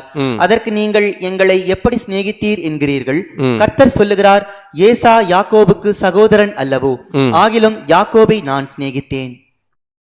இங்க என்ன சொல்றார், முதல் அதிகாரம் எப்படி ஆரம்பிக்கிறாருன்னா, மல்கியாவை கொண்டு கர்த்தர் என்ன பண்றாங்கன்னா இஸ்ரேல் ஜனத்துக்கு என்ன பண்றாரு, பேசுறாரு. அதுல பர்டிகுலரா என்ன சொல்றாருன்னா, யாக்கோபுடைய வம்சம் தான் இஸ்ரேல் ஜனங்கள், நான் ஏசாவை வெறுக்கிறேன், யாக்கோபை என்ன பண்றேன், நேசிக்கிறேன். அப்ப ஃபர்ஸ்ட் பாயிண்ட் என்ன கிளாரிஃபை ஆகுதுன்னா, மல்கியாவுடைய பின்னணி முழுக்க முழுக்க இஸ்ரேல் ஜனங்களையும் அதுல அவங்களை சார்ந்த விசேஷித்த லேவியர்களை பத்தி என்ன பண்றாருன்னா பேச போறார். இந்த அதிகாரம் நமக்கு பொருந்துமா? நேரடியா அடையாள அர்த்தமா பொருந்தும், நேரடியா பொருந்துமா? பொருந்தாது. அதே மல்கியால இப்ப 2ஆம் அதிகாரத்துக்குள்ள போறோம். 2ஆம் அதிகாரத்துல ஒரு 3 வசனம் வாசிக்கிறோம். இந்த வசனத்தை தேவன் யாருகிட்ட பேசுறாருன்னு நல்லா நீங்க கவனிங்க. மல்கியா 2ஆம் அதிகாரம் 1ஆம் வசனம் ஃபர்ஸ்ட் வாசிக்கலாம். மல்கியா 2ஆம் அதிகாரம் வசனங்கள் 1, 4 மற்றும் 8. இப்போதும் ஆசாரியர்களே, இந்த கட்டளை உங்களுக்குரியது. கிளியரா சொல்றார். மல்கியா 2ஆம் அதிகாரம் யாருக்குரியது? ஆசாரியர்கள். இங்க யாரு ஆசாரியர்கள் தெரியாது, கண்டுபிடிக்கலாம். இங்க யார் ஆசாரியர்கள் என்ன பண்ணலாம், கண்டுபிடிக்கலாம். அடுத்து, லேவியோடே பண்ணின என் உடன்படிக்கை நிலைத்திருக்கும்படிக்கு இந்த கட்டளையை உங்களிடத்திற்கு அனுப்பினேன் என்கிறதை அப்பொழுது அறிந்து கொள்வீர்கள் என்று சேனைகளின் கர்த்தர் சொல்லுகிறார். நீங்களோ வழியை விட்டு விலகி அநேகரை வேதத்தை குறித்து இடர பண்ணினீர்கள், லேவியின் உடன்படிக்கையை கெடுத்து போட்டீர்கள் என்று சேனைகளின் கர்த்தர் சொல்லுகிறார். இப்ப என்ன பிரச்சனை இங்க நடந்திருக்குங்க? நம்ம மல்கியா 3ஆம் அதிகாரம் வந்தோடனே வானத்தின் பலகணிகளை திறக்கிறதே போக்கஸ் என்ன பண்றோம். இங்க மல்கியா 2ஆம் அதிகாரத்துல தெளிவா பேசுறார். ஆசாரியர்களுக்கு கட்டளை கொடுக்கிறார். ஆசாரியர்கள்ட்ட என்ன திட்டுறாருன்னா, ஆசாரியர்கள் விசேஷமா அந்த லேவியர்களுடைய வேலையை மறந்துட்டாங்க. எதற்காக லேவியர்களை தேவன் தேர்ந்தெடுத்தாரோ அந்த வேலையை அவங்க செய்யவே இல்லை. அங்க சொல்றாரு, நீங்களோ வழியை விட்டு விலகி அநேகரை வேதத்தை குறித்து என்ன பண்றீங்க. ஆக்சுவலா பழைய ஏற்பாட்டு காலத்துல ஆசாரியருடைய வேலை என்ன தெரியுங்களா? நீங்க எஸ்ராவுடைய சரித்திரம் எல்லாம் படிச்சு பாருங்க. அதுல விசேஷமா அவங்களுடைய வேலை என்னன்னா, வேதத்தை பத்தி அவங்க சொல்லணும், நியாயப்பிரமாணத்தை பத்தி என்ன பண்ணணும், அவர்கள் பேசணும். அவர் சொல்றாரு, அநேகரை 8ஆம் வசனம் சொல்றாரு, வேதத்தை குறித்து இடர பண்ணீர்கள். அடுத்து வாசிக்கலாம். கீழே லேவியின் நீங்களோ வழியை விட்டு விலகி அநேகரை வேதத்தை குறித்து இடர பண்ணினீர்கள், லேவியின் உடன்படிக்கையை கெடுத்து போட்டீர்கள் என்று சேனைகளின் கர்த்தர் சொல்லுகிறார். அதாவது விசேஷமா லேவியர்களுக்குன்னு கொடுத்த உடன்படிக்கை என்ன பண்ணிட்டீங்க, கெடுத்தீங்க. இப்போ 2ஆம் அதிகாரத்துல யாரை கடிந்து கொள்றார் தேவன் அப்படின்னு பார்க்கும் பொழுது, விசேஷமா லேவியர்கள் மற்றும் ஆசாரியர்கள் என்ன பண்றாரு, திட்டுறார். திட்டிட்டு அதுலயே இப்ப 7ஆம் வசனத்துக்கு வரலாம். 7 அப்புறம் 8, அந்த 8உடைய பார்ட் பை பார்ட் தான் நம்ம படிக்கிறோம். வாசிக்கலாம். 3ஆம் அதிகாரம் படிக்கிறோம். இப்போ இதுக்கு முன்னாடி படிச்சது 2ஆம் அதிகாரம். ஓகேங்களா? நம்ம 3ஆம் அதிகாரத்துல என்ன நம்ம படிச்சோம்னா, வானத்தின் பலகணிகளை திறக்கிறத பத்தி படிச்சோம். இந்த இடத்துல யார பேசுறாரு நல்லா கவனிங்க. மல்கியா 3ஆம் அதிகாரம் வசனங்கள் 7 மற்றும் 8. நீங்கள் உங்கள் பிதாக்களின் நாட்கள் தொடங்கி என் கட்டளைகளை கைக்கொள்ளாமல் அவைகளை விட்டு விலகிப் போனீர்கள். என்னிடத்திற்கு திரும்புங்கள், அப்பொழுது உங்களிடத்திற்கு திரும்புவேன் என்று சேனைகளின் கர்த்தர் சொல்லுகிறார். நாங்கள் எந்த விஷயத்தில் திரும்ப வேண்டும் என்கிறீர்கள்? மனுஷன் தேவனை வஞ்சிக்கலாமா? நீங்களோ என்னை வஞ்சிக்கிறீர்கள். எதிலே உம்மை வஞ்சித்தோம் என்கிறீர்கள்? தசம பாகத்திலும் காணிக்கைகளிலும் தானே. பாருங்க, இப்ப கிளியரா சொல்றாரு, மனுஷன் தேவனை வஞ்சிக்கலாமோன்னு கேட்கிறார். இவங்க உடனே கேட்கறாங்க, எதுல ஆண்டவரேனா விசேஷமா லேவியர்கள், இஸ்ரேல் ஜனங்களை விசேஷமா லேவியர்களை திட்டிட்டு வர்றார். எதுல இவர்கள் வஞ்சிச்சிருக்கிறாங்கன்னா, தேவனுக்கு படைக்க வேண்டிய சில படைப்புகள் இருக்கு பாருங்க, அந்த படைப்பை இவங்க வாங்கிட்டு தேவனுக்கு இவங்க ஒரு பார்ட் கொடுக்கணும் இல்லையா, அதுல இவர்கள் குறைவுபட்டதுதான் அவர் திட்டுறாரு. நீங்க எதுல வஞ்சிக்கிறீங்கன்னா தசம பாகத்திலையும் காணிக்கையிலும் தான். இப்ப தேவன் அடுத்து ரொம்ப கோபமா பேசுறார். எப்படி பேசுறாருன்னா, ஒரு அப்பா பையன் உறவு வச்சு என்ன பண்றாருன்னா பேசுறார். வாசிக்கலாம். அதுல 6ஆம் வசனம் 1ஆம் அதிகாரத்துல போறோம், இஸ்ரேல் ஜனங்களை பத்தி. மல்கியா 1ஆம் அதிகாரம் 6-7 வசனம். மல்கியா 1ஆம் அதிகாரம் வசனங்கள் 6 மற்றும் 7. பாருங்க, இவர்கள் தசம பாகம் காணிக்கையில இஸ்ரேல் ஜனங்களை வஞ்சிச்சாங்கன்னு பாக்குறோம். எதுல வஞ்சிக்கிறாங்கன்னா, இவங்களுடைய வேலையே என்னன்னா, இந்த மாதிரி தசம பாகம் காணிக்கை கொடுக்கறதுல உச்சிதமானதை கொண்டு கடவுளுக்கு கொடுக்கணும். எதுவுமே யூஸ்லெஸ்ஸா இருக்கும் பாருங்க, அதை கொண்டு பலியிட என்ன பண்றதுன்னா கொடுக்கறது. வாசிக்கலாம். குமாரன் தன் பிதாவையும் ஊழியக்காரன் தன் எஜமானையும் கனம் பண்ணுகிறார்களே. கரெக்டா இல்லைங்களா? குமாரன், ஒரு பையன் அப்பாவை என்ன பண்ணுவாரு? மதிப்பாரா மதிக்க மாட்டாரா? மதிப்பாரு. ஊழியக்காரன் தனக்கு மேல இருக்கிற எஜமான என்ன பண்ணுவாரு? மதிப்பார். இதை தேவன் உருக்கமா சொல்றாரு. ஏப்பா, ஒரு அப்பா ஒரு பையன் அவங்களுக்குள்ள இருக்க உறவு, ஒரு ஊழியக்காரன் எஜமான அவங்களுக்குள்ள இருக்கக்கூடிய பயபக்தி, இதெல்லாம் இருக்குது. ஆனா நான் பிதா, என் மேல உங்களுக்கு அந்த பக்தி இல்லையான்னு கேட்கிறாரு. நான் பிதாவானால் என் கனம் எங்கே? நான் எஜமானானால் எனக்கு பயப்படும் பயம் எங்கே என்று சேனைகளின் கர்த்தர் தமது நாமத்தை அசட்டை பண்ணுகிற ஆசாரியர்களாகிய உங்களை கேட்கிறார். பாருங்க, பர்டிகுலரா இஸ்ரேல் ஜனங்கள் அதுல இருக்கக்கூடிய ஆசாரியர்களை தான் முக்கியமா மல்கியால பேசுறார். என்ன பேசுறார் அப்படின்னு கேட்டீங்கன்னா, நம்ம அந்த ஒரு வார்த்தையை மட்டும் அடிக்கடி எடுத்துக்குவோம், தசமபாகம் காணிக்கை, தசமபாகம் காணிக்கை. இங்க என்ன கான்டெக்ட்ல பேசுறாருன்னா, பர்டிகுலரா பிதாவாகிய தேவனுக்கு பயப்படுற பயம் இல்ல, விசேஷமா அங்க லேவியர்களுக்கு. அடுத்தது, அவர் தான் எஜமானன், நம்ம அவரு கீழே வேலை செய்யக்கூடிய வேலைக்காரர்கள்ன்ற ஒரு பயம் இல்ல. யாருக்குன்னா லேவியர்களுக்கு. அவர் கேட்கிறாரு, ஒரு சாதாரண அப்பா பையன் அவங்களுக்குள்ள இருக்கக்கூடிய பயபக்தியும் ஊழியக்காரன் எஜமானுக்கு இருக்கிற பயபக்தி கூட எனக்கு உங்களுக்கும் இல்லையே அப்படின்னு ரொம்ப ஃபீல் பண்ணி கேட்கிறாரு. கேட்டுட்டு என்ன சொல்றாரு பாருங்க. அதற்கு நீங்கள் உமது நாமத்தை எதினாலே அசட்டை பண்ணினோம் என்கிறீர்கள். அதாவது இவங்க கேட்கறாங்க தெரியாம, என்ன ஆண்டவரே சொல்றீங்க, நாங்க எங்க உங்க நாமத்தை என்ன பண்ணோம், அசட்டை பண்ணோம்னு கேக்குறீங்க அப்படின்னு ஒண்ணு அவர் கிளியரா ஒரு பதில் சொல்றார். வாசிக்கலாம். என் பீடத்தின் மேல் அசுத்தமான அப்பத்தை படைக்கிறதினாலேயே, ஆனாலும் உம்மை எதினாலே அசுத்தப்படுத்தினோம் என்கிறீர்கள். கர்த்தருடைய பந்தி எண்ணமற்று போயிற்றென்று நீங்கள் சொல்லுகிறதினாலேயே. யோசிச்சு பாருங்க அன்பு சகோதர சகோதரிகளே, சர்வ வல்லமை உள்ள பிதாவாகிய தேவன் அவர் சார்பா பேசப்படுற வசனம், அவர் இந்த பூமியில் இருக்கக்கூடிய சாதாரண படைப்புகள், ஒரு உதாரணத்துக்கு ஒரு ஆட்டுக்குட்டியை கொண்டு பலியிடுறாங்கன்னா அதுல ரொம்ப சந்தோஷப்படுவாரானா இல்ல. அவருடைய பாயிண்ட் என்னன்னா, இந்த ஜனங்கள் மனம் உகந்து வரணும். தான் செய்யற தவறுக்கு இந்த மாதிரி மிருகங்கள் இறக்குது, நான் இனிமேல் தவறு செய்யக்கூடாது அப்படிங்கிற ஒரு எண்ணம் வரணும். அதே போல படைக்கிற பொருளை பரிசுத்தமா படைக்கணும்னு தேவன் கொடுத்தாரு பிரமாணம். இது நாளடைவுல அவங்க ரொம்ப மோசமா அனுசரிக்க ஆரம்பிச்சிட்டாங்க. எப்படி அனுசரிக்க ஆரம்பிச்சிட்டாங்கன்னா, அவர் கேட்கிறாரு, என் மேல அந்த ஒரு கனம் பயபக்தி இல்ல. லேவியர்களை டைரக்டா ஆண்டவர் கேட்கிறாரு. என்ன கேட்கிறாருன்னா, எதனால ஆண்டவரே நாங்க அசட்டை பண்ணோம்னு கேக்குறீங்களே, என் பலிபீடத்தின் மேல அசுத்தமானது என்ன பண்றீங்க? யோசிச்சு பாருங்க. ஒரு பலிபீடத்துல நம்ம இது வரைக்கும் பழைய ஏற்பாட்டுல படிச்சிருக்கிறோம், ஒரு அருமையான ஒரு ஆட்டுக்குட்டி, பழுதற்ற ஆட்டுக்குட்டி கொண்டு பலி செலுத்தணும்னு படிச்சிருக்கிறோம். ரோட்ல ஒரு ஆடு ஆக்சிடென்ட் ஆயிடுச்சு, கால் உடைஞ்சிருச்சு, இல்ல பிரெயின் டெத்து ஆட்டுக்கு. அதை தூக்கிட்டு ஆசாரின்ட்ட கொடுத்து கடவுளுக்கு என்ன பண்ணுங்க, படைங்க அப்படின்னா எப்படி இருக்கும்? அதையும் வாங்கி அவங்க என்ன பண்ணியிருக்கிறாங்கன்னா படைச்ச, அதாவது ஊனல், நசல் பிடிச்சது, கண்ணு தெரியாது, இந்த மாதிரி மிருகங்கள்லாம் கொண்டு கடவுளுக்கு என்ன, எதெல்லாம் நமக்கு தேவையில்லையோ அதை கொண்டு போய் கடவுளுக்கு கொடுக்கறது. இப்படி ஒரு குரூப் பண்ணிட்டு இருக்காங்க தெரியுங்களா? கொண்டு போய் முடி என்ன பண்றது, முடி தேவையில்லை இன்னைக்கு உலகத்துல. சம்டைம்ஸ் கிறிஸ்தவர்களும் பண்ணிட்டு இருக்கிறாங்க. அதாவது எதெல்லாம் வேஸ்டோ, எதெல்லாம் திரும்ப சம்பாரிச்சுக்கலாமோ, எதெல்லாம் திரும்ப வளருமோ, நான் பெருசா கடவுளுக்கு கொடுக்குறேன்னு சொல்லிட்டு போய் கொடுக்கறது. அவர் கேட்கிறாரு, நான் உங்க அப்பா. அவர் கேட்கிறாரு, நான் உங்க எஜமான், நீங்க ஊழியர். அப்படின்னா லிட்டரலாகவே இஸ்ரேல் ஜனத்துல இருந்த லேவியர்கள், ஆசாரியர்கள் ஈனமாக அங்க என்ன பண்ணிட்டு இருந்திருக்காங்கன்னா நடந்துட்டு இருந்திருக்காங்க. எப்படி பலியிட்டாங்கன்னு பாருங்க. 8ஆம் வசனம், மல்கியா 1:8. 8ஆம் வசனம், நீங்கள் கண் ஊனமானதை பலியிட கொண்டு வந்தாலும் அது பொல்லாப்பல்ல. அவர் சொல்றாரு, ரொம்ப மனதுருகி சொல்றாரு, கண்ணு தெரியாத கொண்டு வந்தாத கூட பரவாயில்லப்பா. நீங்கள் கால் ஊனமானதையும் நசல் பிடித்ததையும் கொண்டு வந்தாலும் அது பொல்லாப்பல்ல என்கிறீர்கள். என்ன சொல்றாங்க?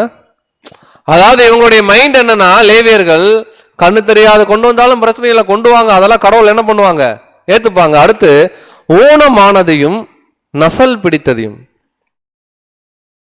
லிட்டரலா இன்னைக்கு எல்லாருமே ப்ராபப்ளி நம்ம நான்வெஜ் சாப்பிட்றோம்னு வச்சுக்கோங்களேன், இந்த மாதிரி ஏதோ ஒரு நான்வெஜ் நம்ம கொடுக்குறாங்க கடைக்காரங்க, ஒத்துக்குவோமா?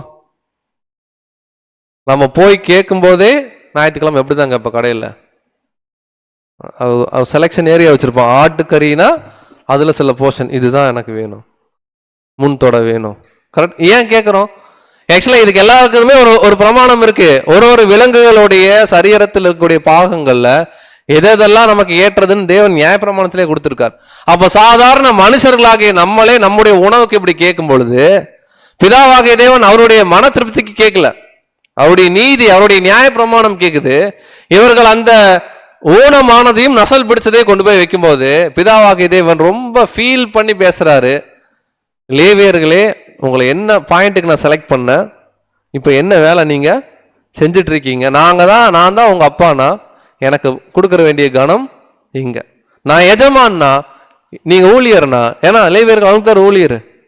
அந்த பயப்படுகிற பயம் எங்கன்னு சொல்லிட்டு அவர் சொல்றாரு, இதை கொண்டு போய் ஊனமானது கண்ணு தெரியாத கொண்டு போய் கடவுளுக்கு படைக்கிறாங்கல்ல, இதை கொண்டு போய் டெப்டி கலெக்டருக்கு கொடுப்போமா, இந்தாங்க எங்க வீட்டில் ஸ்பெஷலாக ஒரு ஆடு இருக்குங்கன்னு போய் கண்ணு தெரியாத ஆடை கொண்டு போய் கொடுப்போமா, கமிஷன் ஆஃபீஸில் கொடுப்போமா?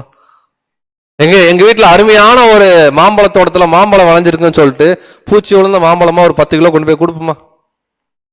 இந்த வேலையை யார் பண்ணிட்டு இருந்திருக்காங்கன்னா இஸ்ரேல் மக்கள் பண்ணியிருக்காங்க.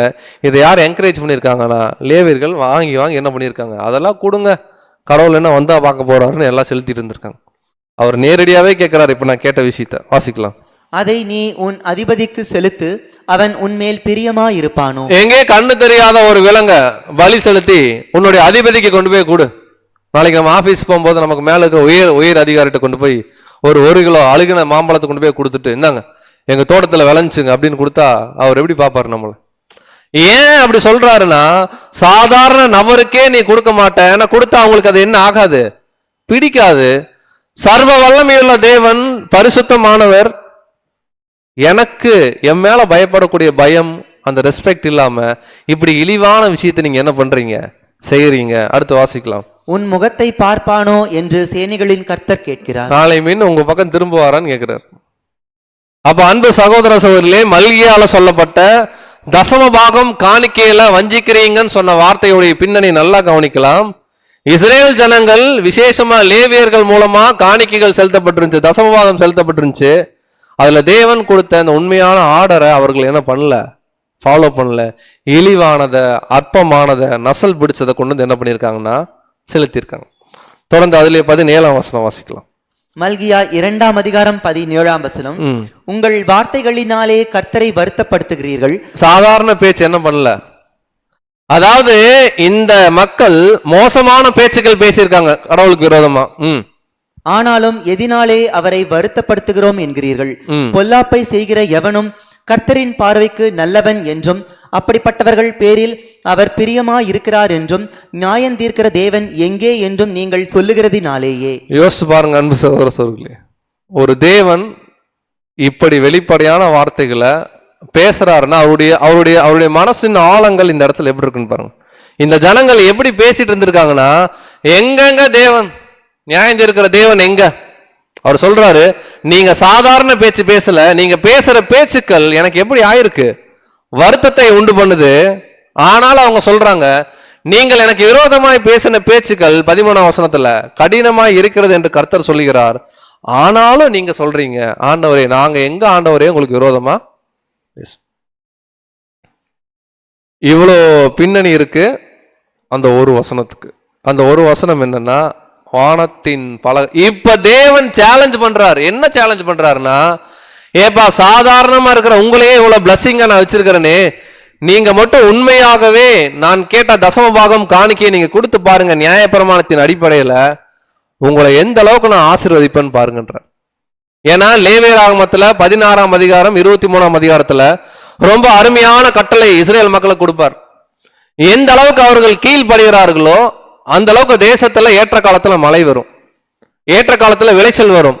அவங்க எந்த அளவுக்கு கீழ்படியாம போறாங்களோ அந்த அளவுக்கு சாபத்தை என்ன பண்ணிக்குவாங்கன்னா வாங்கிக்குவாங்க. இவ்வளோ பின்னணி எதுக்குள்ள இருக்குன்னா அந்த ஒரு வசனம். அந்த ஒரு வசனத்தை அடிக்கடி நம்ம என்ன பண்றோம், பயன்படுத்துறோம். ஆனா அந்த வசனம் நேரடியாக நமக்கு சொல்லப்பட்ட வசனமே கிடையாது.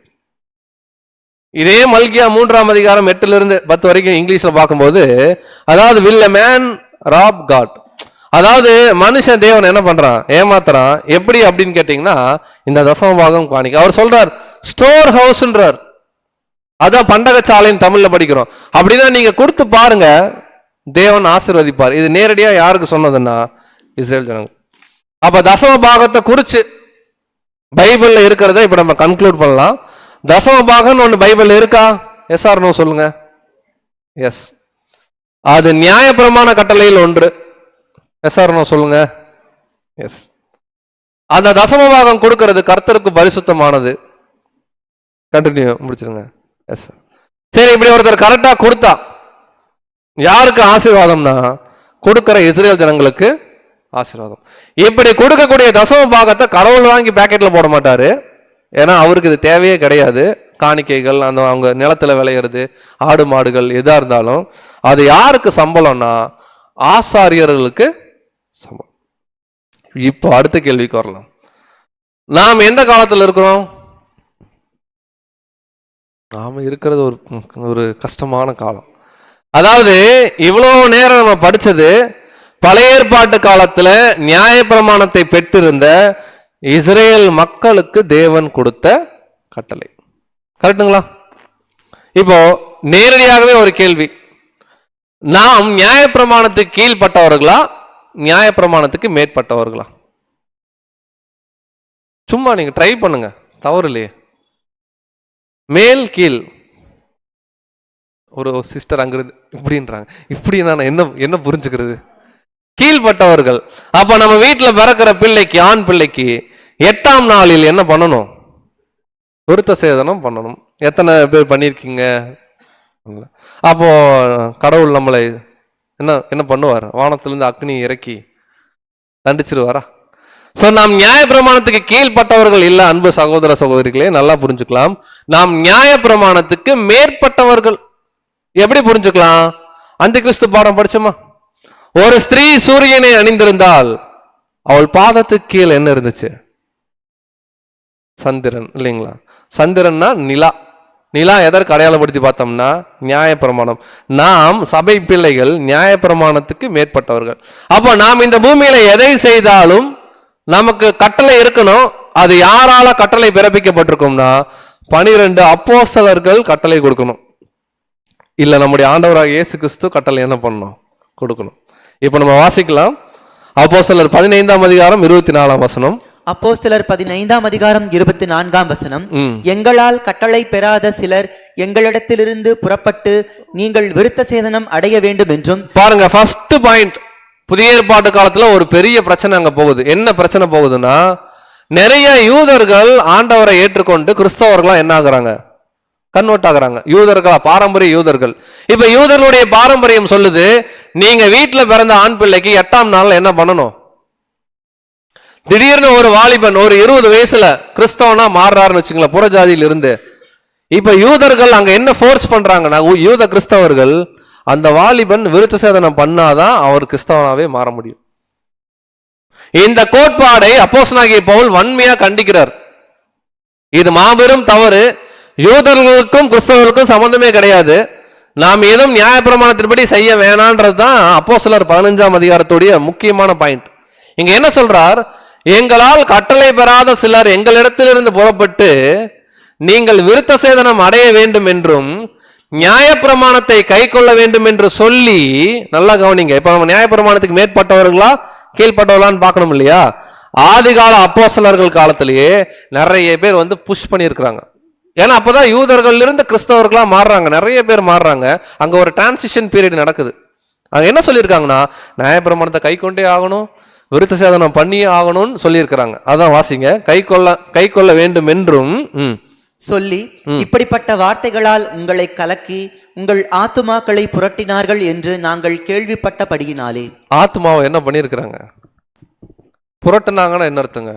யோசிச்சு பாருங்க. இன்னைக்கு புதிய ஏற்பாட்டு காலத்துல வந்து உட்கார்ந்துட்டு விருத்த சேதனம் பண்ணணும் அப்படின்னு சொல்லி யாரோ ஒருத்தர் சொல்றாங்கன்னா அவர் கள்ள போதகர்ன்றார். காரணம் என்னன்னா, அப்போஸ்தலர்களே சொல்றாங்க, எங்களால் கட்டளை பெறாத சிலர், நாங்க அப்படி அட்வைஸ் பண்ணவே இல்லை, விருத்த சேதனம் பண்ணி என்ன பண்றாங்க, வந்து சொல்றாங்க நியாயப்பிரமாணத்தை கை கொள்ளுங்கன்னு என்ன பண்றாங்க சொல்றாங்க. அந்த நியாயப்பிரமாணத்துல ஒரு கட்டளை தான், அன்பு சகோதர சகோதரிகளே, 10ல் 1 பங்கு நீங்க என்ன பண்ணணும். கரெக்டா இல்லையா? கரெக்ட். இந்த விருத்த சேதனத்துக்கு மட்டும் பொருந்தாது, தசம பாகத்துக்கும் பொருந்தும், ஆட்டுக்குட்டி அடிக்கிறதுக்கும் பொருந்தும், விளைச்சல்ல கொண்டு வந்து 1 கிலோ பழத்தை கொண்டு வந்து வைக்கிறதுக்கும் பொருந்தும். ஏன்னா இதெல்லாமே நியாயப்பிரமாணம். இதை நிறைய பேர் திணிச்சிருக்கிறாங்க. இத அப்போஸ்தலர்கள் கண்டிச்சுட்டு என்னங்க கன்க்ளூட் பண்றாங்கன்னு பாருங்க, வாசிக்கலாம். வசனங்கள் 25 மற்றும் 26. நம்முடைய கர்த்தராகிய இயேசு கிறிஸ்துவின் நாமத்திற்காக தங்கள் பிராணனையும் ஒப்புக் கொடுக்க துணிந்தவர்களும் எங்களுக்கு பிரியமானவர்களுமாய் இருக்கிற பர்னபா, பவுல் என்பவர்களோடும் கூட எங்களால் தெரிந்து கொள்ளப்பட்ட சில மனுஷரை உங்களிடத்திற்கு அனுப்புகிறது ஒருமனப்பட்டு கூடின எங்களுக்கு நலமாக கண்டது. பாருங்க, இந்த அப்போஸ்தலர் 15ஆம் அதிகாரத்தை ஒரு தலைப்பா கொடுக்கணும் அப்படின்னு கேட்டீங்கன்னா, எருசலேமில் நடந்த மூப்பர் கூட்டம், மூப்பர்கள் சங்கம் சொல்லுவாங்க, ஆலோசனை சங்கம் சொல்லுவாங்க. அன்னைக்கு என்ன நடந்துச்சுன்னா, ஆதி காலத்துல நிறைய சபைகள் பெருக ஆரம்பிச்சது, நிறைய கொள்கைகள் கோட்பாடுகள் வர ஆரம்பிக்கும் போது அதுல வந்த ஒரு தவறான போதனை என்னன்னா, யாரெல்லாம் கிறிஸ்தவனா மாறினா கூட யூதர்களுடைய பாரம்பரியத்தை என்ன பண்ணணும், அப்படியே பின்பற்றணும்னு சொன்னாங்க. இந்த டைம்ல தான் சொல்றாங்க, அப்போஸ்தலர்களே சொல்றாங்க, பவுல் பர்னபா கூட இன்னும் சிலரை நாங்க அனுப்புறோம், ஏன்னா இந்த பிரச்சனைக்கு ஒரு முடிவு என்ன பண்ணணும், கட்டணும். அப்ப அந்த சங்கத்துல யாரெல்லாம் இருக்கிறாங்கன்னா, அப்போஸ்தலனாகி பேதுரு முதற்கொண்டு எல்லாருமே அந்த ஒரு கூட்டத்தில் இருக்கிறாங்க. அப்ப என்ன அவங்க டிக்ளேர் பண்ணுவாங்கன்னா, நம்ம எதையும் ஃபாலோ பண்ண வேணாம், நியாயப்பிரமாணத்துக்கு நமக்கு சம்பந்தமே கிடையாது, ரத்தத்திற்கும் வேசித்தனத்திற்கும் நொறுங்கொண்டு செத்ததுக்கு மாத்திரம் நம்ம என்ன பண்ணணும், விலகி இருக்கணும், மற்ற எதிலும் நாம் தீட்டுப்பட முடியாதுன்றாங்க. தொடர்ந்து வாசிக்கலாம். சோ அந்த கூட அனுப்பிச்ச 2 பேர் யாருன்னா, யூதா, ஷீலா. வசனங்கள் 27 முதல் 29 முடிய. அந்தப்படியே யூதாவையும் சீலாவையும் அனுப்பி இருக்கிறோம், அவர்களும் இவைகளை வாய்மொழியாக உங்களுக்கு அறிவிப்பார்கள். எவையெனில் விக்கிரகங்களுக்கு படைத்தவைகளுக்கும் இரத்தத்திற்கும் நெருங்குண்டு செத்ததற்கும் வேசித்தனத்திற்கும் நீங்கள் விலகி இருக்க வேண்டும் என்பதே. அப்ப பாருங்க, நியாயப்பிரமாணத்தை கை கொள்ளணும், விருத்த சேதனம் பண்ணணும்னு சொல்லி அங்க ஒரு பிரச்சனை வருது. கிளியரா அப்போஸ்தலர்கள் டிக்ளேர் பண்றாங்க. அன்பு சகோதர சகோதரிகளே, அப்போஸ்தலர்கள் என்ன டிக்ளேர் பண்றாங்களோ அதுதான் நமக்கு. அவங்க என்ன டிக்ளேர் பண்றாங்கன்னா, விக்கிரகங்களுக்கு படைத்தது, ரத்தம், நெருங்குண்டு செத்தது, வேசித்தனம், இந்த 4 விஷயத்துக்கு மாத்திரம் நீங்க விலகி இருங்க. அவர் கீழே சொல்றாரு, அவசியமான இவைகளை எல்லாமே அல்லாமல் பாரமான வேறொன்றையும் உங்கள் மேல் சுமத்தாது இருப்பது பரிசுத்த ஆவிக்கும் எங்களுக்கும் எப்படி இருக்கு. அப்போ மெய்யான இங்க சுவிசேஷம் என்னன்னா, நாம் நியாய பிரமாணத்துக்கு கீழ்பட்டவர்கள் அல்ல, நாம் நியாய பிரமாணத்துக்கு மேற்பட்டவர்கள். அடுத்து சொல்றாரு, இவைகளுக்கு விலகி நீங்கள் உங்களை காத்துக்கொள்வது நலமா இருக்கும், சுகமாய் இருப்பீர்களாக என்று என்ன பண்றாங்க எழுதுறாங்க. அப்ப அடுத்த கேள்வி, நம்ம நியாய பிரமாணத்துக்கு மேற்பட்டவர்கள் ஆச்சு. இப்ப யூதர்கள் புறஜாதிகள் 2 பேர் இருக்காங்களே புதிய ஏற்பாட்டு காலத்துல, இந்த 2 பேரையும் ஒன்னாக்குறார் இயேசு கிறிஸ்து. ஒரே அழைப்பு, சபை, யூதன் என்றும் இல்லை, கிரேக்கன் என்றும் இல்லை. கரெக்டா இல்லைங்களா? அவங்க விருத்த சேதனம் பண்ணலாம், பண்ணாம இருக்கலாம், அடிமையா இருக்கலாம். ஒருவேளை ஆரம்பத்துல யூதனா இருக்கார், பண்ணிட்டாருன்னா இனிமேல் அதை எதுவும் பண்ண தேவையில்லை. ஒரு புறஜாதி உள்ள வராங்கன்னா அவங்க விருத்த சேதனம் பண்ணணும்னு அவசியம் கிடையாது. இங்க எல்லாமே மனசு, உள்ளத்தில் யூதனானவனே யூதன்றார். அப்ப இங்க கிளியரா இயேசு கிறிஸ்து என்னைக்கு சிலுவையில மரிச்சாரோ, அன்பு சகோதர சகோதரிகளே, நியாயப்பிரமாணம் அதோட சீல் என்ன ஆயிடுச்சு, செய்யப்பட்டாச்சு. வாசிக்கலாம், எபேசியர் 2:15-16. எபேசியர் 2ஆம் அதிகாரம் வசனங்கள் 15 மற்றும் 16. சட்டதிட்டங்களாகிய நியாயப்பிரமாணத்தை தம்முடைய மாம்சத்தினாலே ஒழித்து இரு திறத்தாரையும் தமக்குள்ளாக ஒரே புதிய மனுஷனாக சிருஷ்டித்து இப்படி சமாதானம் பண்ணி பகையை சிலுவையினால் கொன்று அதனாலே இரு திறத்தாரையும் ஒரே சரீரமாக தேவனுக்கு ஒப்புரவாக்கினார். அந்த இரு திறத்தார் இருக்காங்க பாருங்க, யூதர்கள் புறஜாதிகள், ரெண்டு பேரும் இப்படி இருந்தாங்க, ரெண்டு சௌரமா இருந்தாங்க. ரெண்டு பேரையும் ஒன்னாக்குறார்.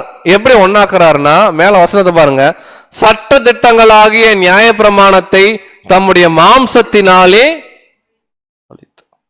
அப்ப நியாய பிரமாணம் நிறைவேற்றப்பட்டுருச்சு எங்கன்னா சிலுவையில. அந்த நியாய பிரமாணத்துல ஒண்ணுதான் 10ல் 1 பங்கு நீங்க என்ன பண்ணணும், கொடுக்கணும் அப்படின்னு பாக்குறோம். அப்ப இரு திறத்தார ஒன்னாக்கி அவர்களை புதிய மனுஷனாக, அப்படின்னா ஒரே அழைப்பு.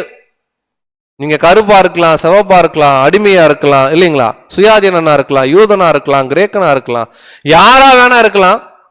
நாம் எதற்கும் கீழ்பற்றவர்கள் கிடையாது. ஒரே சுவிசேஷம், கர்த்தராகிய இயேசு கிறிஸ்துவுடைய சுவிசேஷம். நம் நியாய பிரமாணத்தை கீழ்பட்டவர்கள் கிடையாது. இன்னும் வசனம் வாசிக்கலாம். ரோமர் 7ஆம் அதிகாரம் 5-6. ரோமர் 7ஆம் அதிகாரம் வசனங்கள் 5 மற்றும் 6. நாம் மாம்சத்திற்கு உட்பட்டிருந்த காலத்தில் நியாயப்பிரமாணத்தினாலே தோன்றிய பாவ இச்சைகள் மரணத்திற்கு ஏதுவான கனிகளை கொடுக்கத்தக்கதாக நம்முடைய அவயவங்களிலே பலன் செய்தது. இப்பொழுதோ நாம் பழமையான எழுத்தின்படியல்ல, புதுமையான ஆவியின்படி ஊழியம் செய்யத்தக்கதாக நம்மை கட்டியிருந்த நியாயப்பிரமாணத்துக்கு நாம் மரித்தவர்களாகி அதனின்று விடுதலையாக்கப்பட்டிருக்கிறோம். இன்னொரு வார்த்தையை கூட அதில் அருமையா கவனிக்கலாம். இந்த கீழ் பகுதி பார்த்தீங்கன்னா, இப்பொழுது நாம் பழமையான எழுத்தின்படி அல்ல, பழைய நியாயப்பிரமாண கட்டளையின்படி அல்ல, புதுமையான ஆவியின்படி ஊழியம் செய்யத்தக்கதாக நாம் நியாயப்பிரமாணத்துக்கு என்னவாயிருக்கிறோம். அப்ப நியாயப்பிரமாணத்துக்கும் நமக்கும் துளி கூட என்ன இல்லைங்க, சம்பந்தம் இல்லைன்றத திரும்ப திரும்ப ஆணித்தனமா இப்ப என்ன பண்றோம், வசனத்துல படிக்கிறோம். அடுத்து வாசிக்கலாம். கொலோசியர் 2ஆம் அதிகாரம் 14 முதல் 16 வரை. கொலோசையர் 2ஆம் அதிகாரம் வசனங்கள் 14 முதல் 16 முடிய. நமக்கு எதிரடையாகவும் கட்டளைகளால் நமக்கு விரோதமாகவும் இருந்த கையெழுத்தை குலைத்து அதை நடுவில் இராதபடிக்கு எடுத்து சிலுவையின் மேல் ஆணியடித்து துரைத்தனங்களையும் அதிகாரங்களையும் உரிந்து கொண்டு வெளியரங்கமான கோலமாக்கி அவைகளின் மேல் சிலுவையில் வெற்றி சிறந்தார். பாருங்க, ஒரு பயன் சொல்றாரு, அவர் சிலுவையில ஜெயிச்சார். ஏன் ஜெயிச்சாருன்னு சொல்றாருன்னா, நமக்கு எதிரடையாகவும் கட்டளைகளால் நமக்கு விரோதமாகவும் இருந்த கையெழுத்தை குலைத்து. அப்படின்னா நியாய பிரமாணத்தை எந்த மனிதர்களாலும் என்ன பண்ண முடியல, பின்பற்ற முடியல. அது கிட்டத்தட்ட மனுஷனை இன்னும் அதிக பாவத்துக்கு கொண்டு போற மாதிரி இருந்துச்சு. அதை இயேசு கிறிஸ்து சிலுவையில முடிக்கிறார். முடிச்சுட்டு 16ஆம் வசனம் வாசியும். ஆகையால் போஜனத்தையும் பானத்தையும் குறித்தாவது, பண்டிகை நாளையும் மாத பிறப்பையும் ஓய்வு நாட்களையும் குறித்தாவது ஒருவனும் உங்களை குற்றப்படுத்தாதிருப்பானாக. அதாவது பண்டிகை, ஓய்வு நாள், இது எல்லாமே எங்க அடங்கி இருக்குன்னா நியாயப்பிரமாணம் தான் சொல்லும். இந்த நாள் பண்டிகை என்ன பண்ணோம், செலிப்ரேட் பண்ணோன்னு. இது எதுவுமே நமக்கு என்ன ஆகாதுன்னா நேரடியாக இன்னைக்கு அப்ளை என்ன ஆகாது. காரணம், நாம் நியாயப்பிரமாணத்துக்கு மேற்பட்ட கிறிஸ்தவர்கள். இந்த நியாயப்பிரமாணத்துல ஒரு கோட்பாடு தான் என்னன்னா, அன்னைக்கு இருந்த பரிசேயர்கள் சதுசேயர்களை ஜனங்கள் என்னவென்று அழைப்பார்கள் என்ன, போதகர்னு என்ன பண்ணுவாங்க, கூப்பிடுவாங்க. ரபி அப்படின்னு என்ன பண்ணுவாங்க, கூப்பிடுவாங்க. இயேசு கிறிஸ்து கூட என்னதான் சொல்லி கூப்பிட்டாரு, ரபின்னு கூப்பிட்டாங்க. உயிர் திறந்தோம்னா மகதலேனா மரியாள் என்ன சொன்னாங்க, ரபி அப்படின்னாங்க. கரெக்டா இல்லைங்களா? அவர் கிளியரா சொல்றாரு, என்ன ரபின்னு என்ன பண்ணாதீங்க, கூப்பிடாதீங்க. நாமெல்லாம் யாருன்னு சொல்றாருன்னா வாசிக்கலாம். கிறிஸ்து ஒருத்தர் தான் நமக்கு ரபி, நாங்களாம் யாருன்னு சொல்றாரு. வாசிக்கலாம். மத்தேயு 23ஆம் அதிகாரம் 8ஆம் வசனம். நீங்களோ ரபி என்று அழைக்கப்படாதிருங்கள், கிறிஸ்து ஒருவரே உங்களுக்கு போதகராய் இருக்கிறார், நீங்கள் எல்லாரும் சகோதரராய் இருக்கிறீர்கள். அப்ப பாருங்க அன்பு சகோதர சகோதரர்களே, இன்னைக்கும் கிறிஸ்தவர்களா நாம இருக்கிறோம். பழைய ஏற்பாட்டு காலத்துல அந்த வம்சத்துல வந்த நியாயப்பிரமாணத்துல வந்த சில பேர் தான் யாருன்னா பரிசேயர்கள் சதுசேயர்கள். இவங்க எப்ப வராங்கன்னா, புதிய ஏற்பாடு பழைய ஏற்பாட்டுக்கு இடைப்பட்ட காலம் 400 வருஷம் இருக்கு பாருங்க. அதுல வர்ற ஒரு குரூப் நல்ல கடவுளுக்காக வேலை செய்யறேன்ட்டு வந்தாங்க, நியாயப்பிரமாணத்தை படிச்சவங்களா வந்தாங்க. ஆனா நியாயப்பிரமாணத்துல இருக்கக்கூடிய உண்மையான தாற்பரியத்தை விட்டுட்டு இந்த வெளியரங்கமான கட்டளையை பிடிச்சிட்டாங்க. அவங்க என்னன்னு சொல்லி விரும்பி இருக்கிறாங்கன்னா, தங்களை போதகரே என்று கூப்பிடுறதுக்கு என்ன பண்ணியிருக்கிறாங்க, விரும்பி இருக்கிறாங்க. அதுதான் ரபி. கரெக்டா இல்லைங்களா? அவர் சொல்றாரு, நீங்களோ, அதாவது மேல சொல்றாரு, நீங்களோ ரபி என்று என்ன பண்ணாதீங்க. ரபின்ற வார்த்தையை வேற லாங்குவேஜ்ல சொல்லணும்னா என்ன சொல்லலாம், பாஸ்டர். அப்படின்னா நம்மளை யாராவது பாஸ்டர்னு கூப்பிடுறத நம்ம விரும்பலாமா, நம்ம ஏற்றுக்கொள்ளலாமானா கிளியரா வசனம் சொல்லுது. நீங்க விரும்பாதீங்க, நீங்க ஏற்றுக்கோ. அப்பனா நம்மெல்லாம் யாரு அப்படின்னு கேட்டா, நீங்கள் எல்லாரும் சகோதரர்கள், நமக்கு ஒரே போதகர் யார் அப்படின்னு கேட்டீங்களா? கர்த்தராகிய இயேசு கிறிஸ்து. வசனம் தமிழ்ல தெளிவா இருக்கு, படிச்சாலே என்ன ஆகுதுங்க, புரியுது. சரி, பூமியில யாராவது ஃபாதர்னு கூப்பிடலாமா? வாசிக்கலாம், மத்தேயு 23:9. 9ஆம் வசனம், பூமியிலே ஒருவனையும் உங்கள் பிதா என்று சொல்லாதிருங்கள், பரலோகத்தில் இருக்கிற ஒருவரே உங்களுக்கு பிதாவா இருக்கிறார். ஏன்னா கிளியரா ஆண்டவருக்கு தெரியும், பிற்காலத்துல இந்த மாதிரி பல கொள்கைகள், கோட்பாடுகள், பல தவறான போதகர்கள் வருவாங்க. நீங்க யாரையும் ஃபாதர்னு கூப்பிடாதீங்க, பரலோகத்தில் இருக்கிற நம்முடைய ஆண்டவருடைய அப்பா ஒருவரே நமக்கு அப்பா, வேற யாரும் அப்பா கிடையாது. சரி, நம்ம குரு என்று கூப்பிடுறதை விரும்பலாமா? குருன்னா யாருங்க? தமிழ்ல குருன்னு இருக்கு, இங்கிலீஷ்ல சரி வாசிக்கலாம். 10ஆம் வசனம், நீங்கள் குருக்கள் என்றும் அழைக்கப்படாதிருங்கள், கிறிஸ்து ஒருவரே உங்களுக்கு குருவா இருக்கிறார். அப்ப இயேசு கிறிஸ்து ஒருவரே குரு. குரு சீடர்கள் தெரியும் இல்லைங்களா, நம்ம தமிழ் வார்த்தை. நம்மள குருன்னு யாராவது கூப்பிடாத நம்ம என்ன பண்ணக்கூடாது. அப்ப இன்னைக்கு ஒட்டுமொத்த கிறிஸ்தவ மண்டலத்தை நீங்க கவனிச்சு பாத்தீங்கன்னா இது அத்தனை கோட்பாடுகளும் தெரியும், படிச்சாலே எப்படிதான் இருக்கு, புரியுற மாதிரி தான் இருக்கு. ஆனாலும் இந்த பிரமாணத்துக்கு அப்படியே ஜஸ்ட் ஆப்போசிட்டா சாத்தான் அவருடைய மனக்கண்களை என்ன பண்ணிருக்கான்னா குருடாக்கியிருக்கு. இப்ப கேள்வி என்னன்னா, தசம பாகம் காணிக்கை குறித்து பழைய ஏற்பாடுல கொஞ்சம் படிச்சிருக்கோம் எவ்வளவு நேரம். கிளியரா சொல்லுது, இது பழைய ஏற்பாடுடைய கோட்பாடு. தசம பாகம் இது லேவியர்கள் கொடுக்கணும், கரெக்டா இல்லைங்களா? 10ல் 1 பங்கு இது பரிசுத்தமானது, இது லேவியர்கள் சம்பளம். இப்ப நாம அந்த நியாயப்பிரமாணத்துக்கு உட்பட்டவர்களா இருந்தா நம்ம கொடுக்கலாம். ஆனா நம்ம அந்த நியாயப்பிரமாணத்துக்கு இப்ப எப்படி இருக்கிறோம், மேற்பட்டவர்களா இருக்கிறோம். சரி, அப்படியே கொடுக்கலான்னு வச்சுக்கோங்களேன், எக்ஸாம்பிள் கொடுக்கலான்னு வச்சுக்கோங்க. யாருக்கு கொடுக்குறோம்? நம்ம கொடுக்க கூடாது, 10ல் 1 பங்கு. ஆனா எவ்வளவு கொடுக்கணும்னு கடைசியா படிக்கலாம். கொடுக்கிறோனே வச்சுக்கலாம். பழைய ஏற்பாட்டு காலத்துல அவங்க யாருக்கு கொடுத்தாங்க? சவுண்ட் வருது, என்னன்னு கேட்கல. லேவியர்கள் கொடுத்தாங்க, கரெக்டுங்களா? லேவியர்கள் யாரு? சும்மா லேவியர்கள் என்ன வேலை செஞ்சாங்க? அவங்க கடவுளுக்காக என்ன பண்ணாங்க? வேலை செஞ்சாங்க. புதிய ஏற்பாட்டு காலத்துல யாருங்க லேவியர்கள் மாதிரி கடவுளுக்கு வேலை செய்யறாங்க? அப்படி யாராவது இருந்தா கொடுக்க கூடாது, இருந்தாலும் ஒரு பேச்சு நடக்க சொல்றேன், அப்படி யாராவது இருந்தா நீங்க கொடுங்க. முதல்ல தேவன் யாருன்னு தெரியணும்.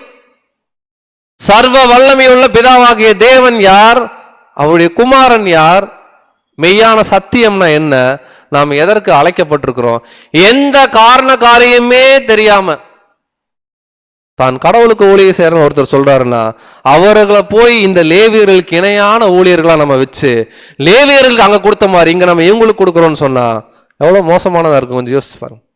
ஏன்னா லேவியர்கள் சர்வ வல்லமையுள்ள தேவனுக்காக அர்ப்பணம் பண்ணி வாழ்ந்தாங்க.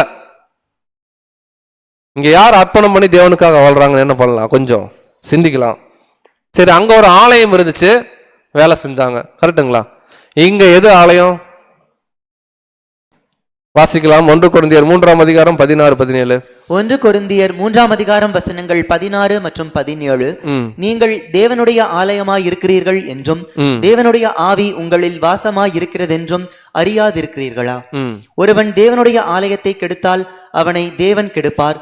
தேவனுடைய ஆலயம் பரிசுத்தமாய் இருக்கிறது, நீங்களே அந்த ஆலயம். அப்ப இங்க ஆலயம் எது? இந்த இடம் ஆலயமா? இந்த இடம் ஆலயம் இல்ல, இந்த இடத்துல இருக்கக்கூடிய பரிசுத்தவான்கள் ஆலயம். இங்க இருக்கிற 10 பேர் இந்த பில்டிங்ல இருந்து பக்கத்து பில்டிங் போனாங்கன்னா அது ஆலயம். இந்த ஹால் ஆலயம் கிடையாது. கிளியரா அப்போஸ்தலர்ல வசனம் இருக்கு, மனுஷர் கைகளால் கட்டப்பட்ட இடங்கள்ல தேவன் என்ன பண்றது இல்ல. அப்ப பழைய ஏற்பாடோட அந்த விஷயம் முடிஞ்சுச்சு. இங்க என்ன சொல்றாருன்னா நீங்களே அந்த ஆலயம். அப்ப இங்க யாரு ஆலயம், யாரு லேவியர்கள், இதெல்லாம் நம்ம என்ன பண்ணணும், ஃபர்ஸ்ட் கண்டுபிடிக்கணும். அப்படியே கண்டுபிடிச்சா கூட இங்க நமக்கு நியாயப்பிரமாணம் கிடையாது, நம்ம அவங்களுக்கு தசமபாகம் கொடுக்கணும்னு கட்டளை கிடையாது. அப்ப நியாயப்பிரமாணத்துக்கு உட்பட்ட காலத்துல தசமபாகம் கொடுத்தாங்க. புதிய ஏற்பாட்டு காலத்துல எங்கேயாவது இயேசு கிறிஸ்து தசமபாகம் கொடுங்கன்னு இயேசு கிறிஸ்துவோ அப்போஸ்தலர்களோ எழுதியிருக்காங்களா? ஆனா காணிக்கை கொடுக்க சொல்லியிருக்காங்க, அதுக்கு நம்ம அடுத்து வரலாம். தசமபாகம் கொடுக்க சொல்லியிருக்காங்களா? இல்ல.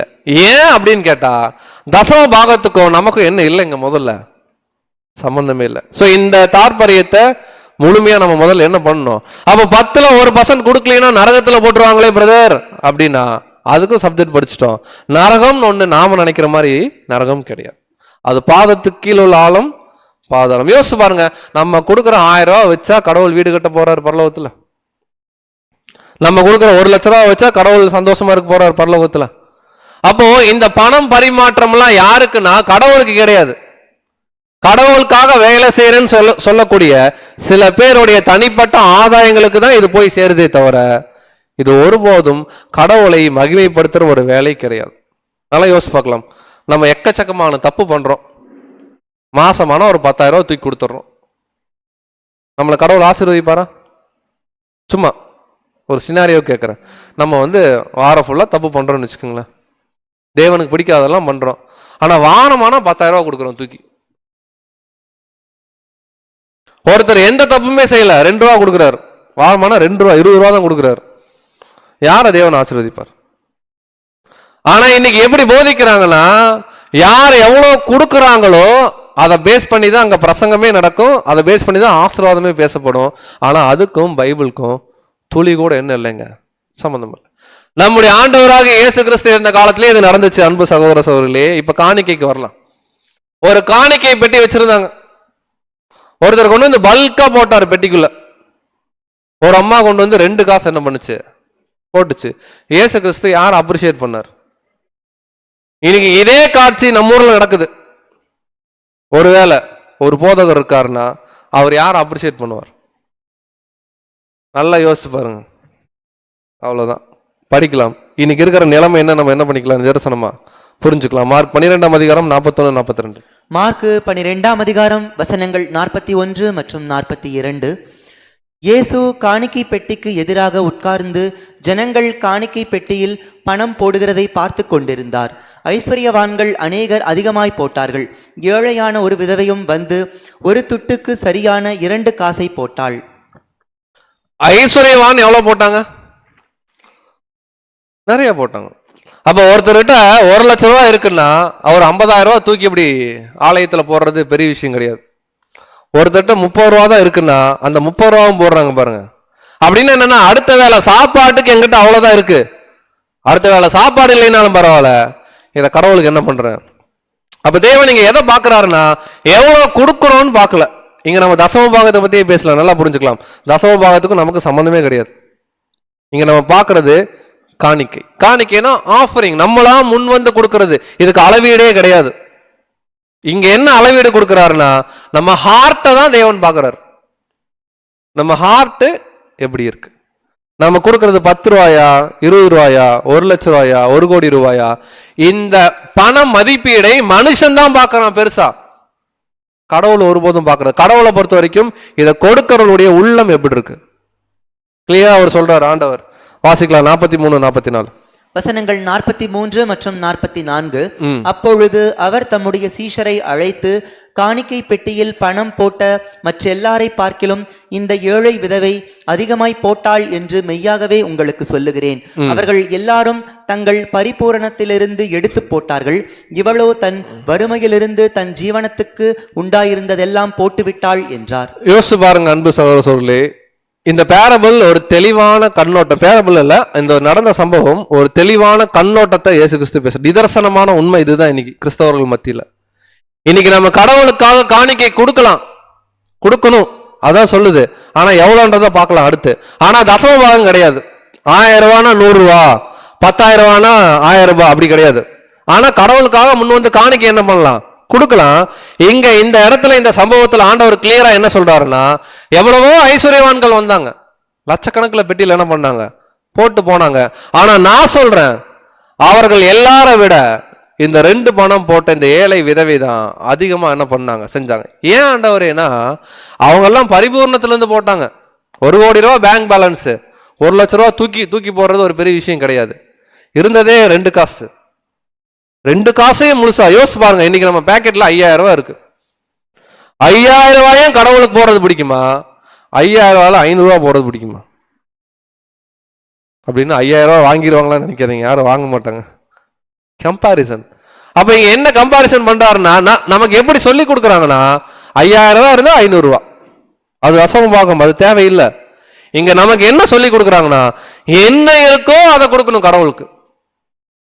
அப்ப 5000 வச்சுட்டு 5000 கடவுள் கொடுத்துட்டா நான் என்ன பிரதர் பண்றது? அடுத்த கேள்வி வருமா இல்லைங்களா? ஆனா இந்த ஏழை விதவை இதை பத்தி கவலைப்பட்டாங்களா? அப்ப நம்ம 5000 கொடுக்கறதுனா என்னன்றதை என்ன பண்ணலாம் இப்ப நம்ம பார்க்கலாம். அப்படின்னா எங்க பணத்தை பத்தி மட்டும் பேசல. என்னைக்கு நாம கிறிஸ்தவர்களா இந்த மெய்யான சத்தியத்துல அடியெடுத்து வைக்கணுமோ, அன்பு சகோதர சகோதரிகளே, நாம் நம்மையே காணிக்கையா கொடுக்கணும்.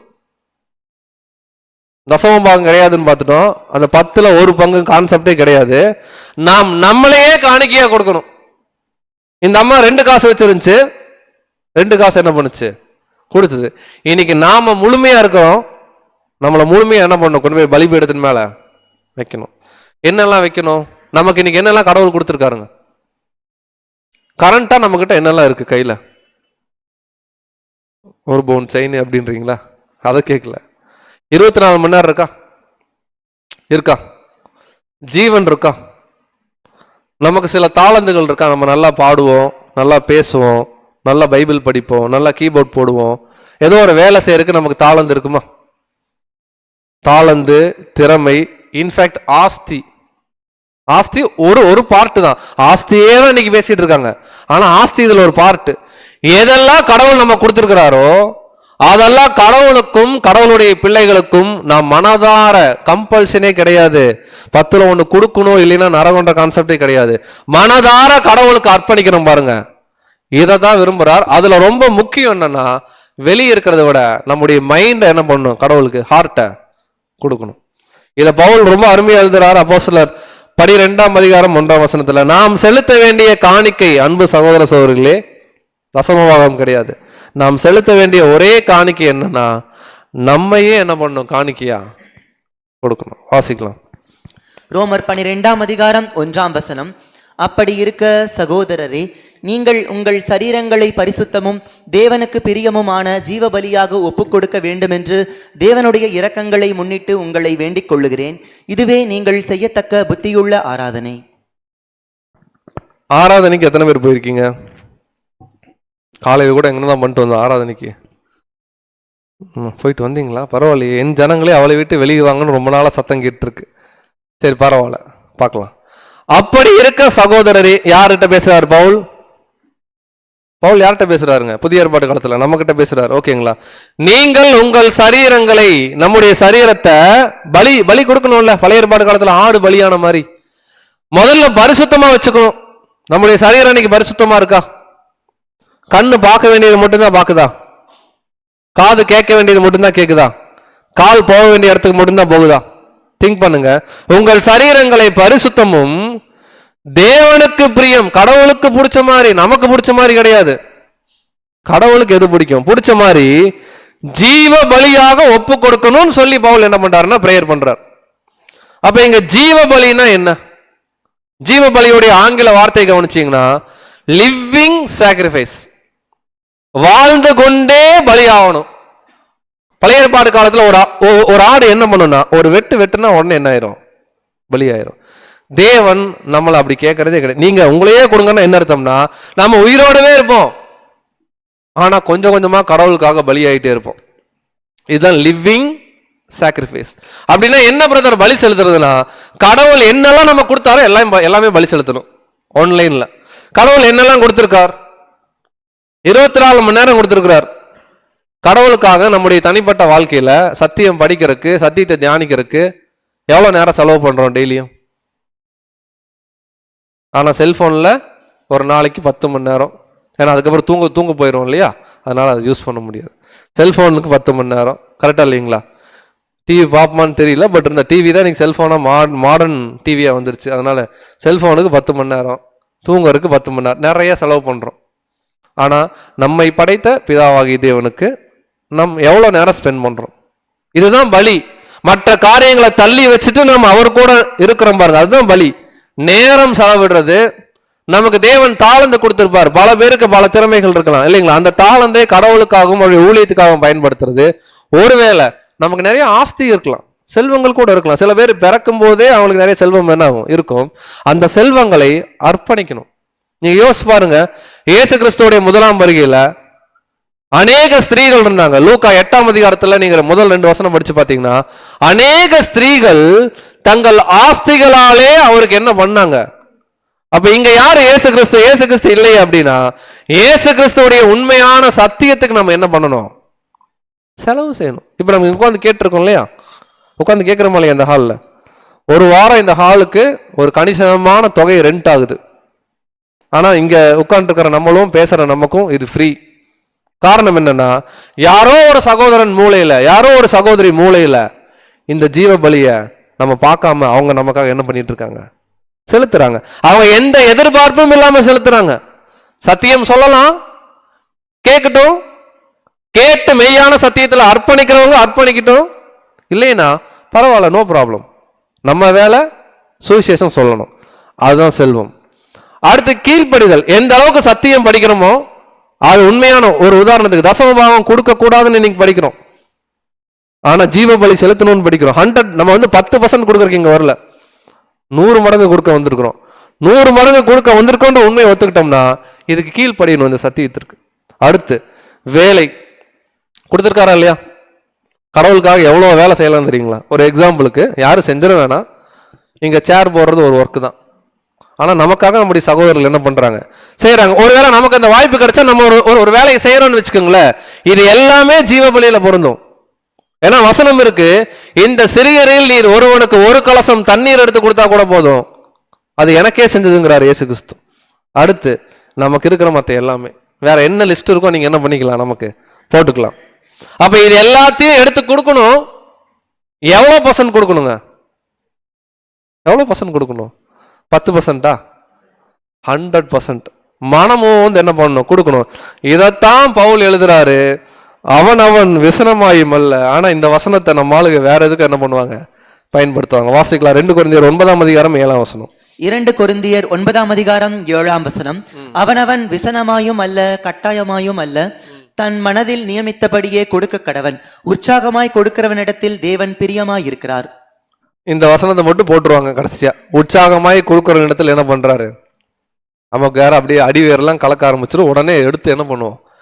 ஆக்சுவலா இந்த வசனம் என்ன கான்செப்ட் பேச வருது இங்க? ரியலாவே என்ன பிரச்சனைன்னு கேட்டீங்கன்னா, பவுல் வாழ்ந்த காலத்துல அன்னைக்கு நிறைய சபைகள் இருந்துச்சு அங்கங்க.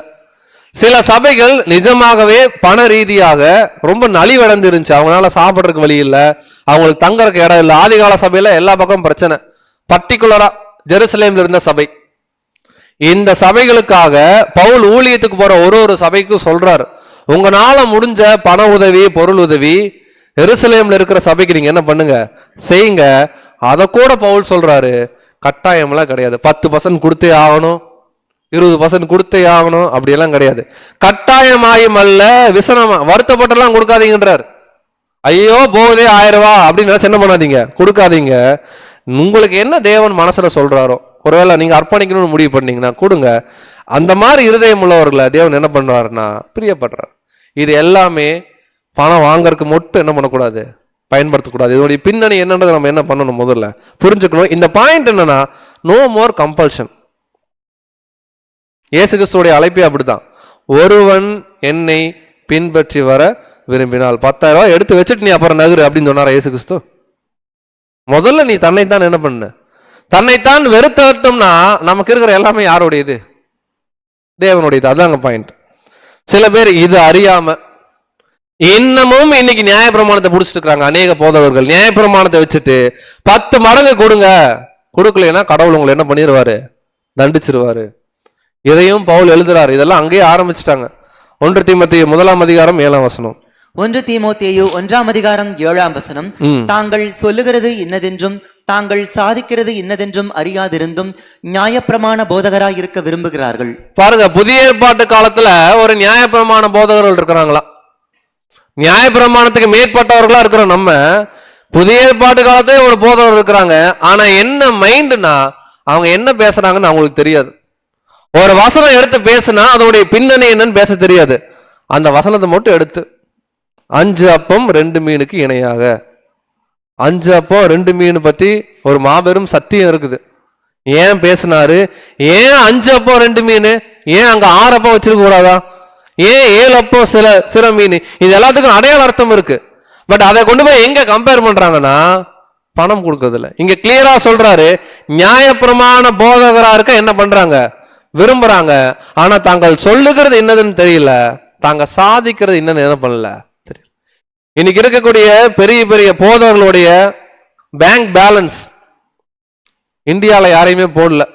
ஏன்னா போட்டோம்னா ஏதோ நம்ம ஏதோ தனிப்பட்ட நபரை பத்தி பேசுற மாதிரி ஆயிரும் இல்லையா. நமக்கு தெரியாது, உங்களுக்கு இவங்க யாருன்னு தெரியாது, எங்களுக்கு இவங்க யாருன்னு என்ன பண்ணாது தெரியாது. அந்த மாதிரி ஒரு லிஸ்ட் எடுத்திருக்கிறோம். அநேக பெயர் சபையின் போதகர்கள் இவங்களுடைய நெட் ஒர்த்துனா தெரியும் இல்லைங்களா, அவங்களுடைய சொத்து மதிப்பு 50 மில்லியன். ஒரு மில்லியன்னா 10 லட்சம், 50 மில்லியன்னா நீங்க கவுண்ட் பண்ணீங்க டாலர். ஒரு டாலர் இன்னைக்கு நியர்லி 90 ரூபான்னு வச்சுக்கோங்க. சும்மா நீங்க கணக்கு போட்டீங்கன்னா எல்லாருமே பல கோடிகளுக்கு அதிபதி. இவங்களுக்கு இருக்கிற பல கோடிகளை ஆளுக்கு 10 லட்சம் பிரிச்சு கொடுத்தாலே இன்னைக்கு என்ன இருக்காது. ஏன் கொடுக்க மாட்டேன்றாங்க? ஒருவன் என்னை பின்பற்றி வர விரும்பினால் தன்னைத்தான் வெறுத்து, எங்க போச்சு? தன்னைத்தான் வெறுத்து நமக்கு மட்டும்தான், அவங்களுக்கு கிடையாது. அப்ப கிளியரா இவங்களை தான் பவுல் திட்டுறார். இவர்கள் நியாயப்பிரமாண போதகரா இருக்க என்ன பண்றாங்க, விரும்புறாங்க. இவர்கள் தங்களை லேவியர்களா காமிச்சுக்கிறாங்க. நாங்க லேவியர்கள், நாங்க கடவுளுக்கு வேலை செய்யறோம், நீங்க எங்களுக்கு கொடுங்க. சரி, நீங்க என்னங்க பண்ணுவீங்கன்னா நாங்க வாங்கி வச்சுக்குவோம், எங்க குழந்தைங்க நல்லா இருப்பாங்க, நீங்க கொடுத்துட்டே இருக்கணும். இதுதான் உங்களுடைய டார்கெட். இந்த நெட்வொர்க் இருக்கிறவங்களுடைய இதுல ஒருத்தர், இவரும் நமக்கு பேர் தெரியாதவர் தான், அதனால அவரே போட்டிருக்கிறோம். அவர்கிட்ட இருக்கக்கூடிய சொத்து விவரம், இவர் பேர் வந்து பாத்தீங்கன்னா ப்ராஃபட் ஷெப்பர்ட் புஷ்ரி அப்படின்றாங்க. ஆக்சுவலா 12 மில்லியன் அளவுக்கு ஒரு மேன்ஷன் வச்சிருக்கிறாரு. அவர் போயிட்டு வரக்கு ரோல்ஸ் ராய்ஸ் காரு, தனி விமானம், நம்ம ஊர்லயே பல பேர் வச்சிருக்கிறாங்க இல்லைங்களா, உங்களுக்கே தெரியும். இதெல்லாம் யாருடைய பணம்?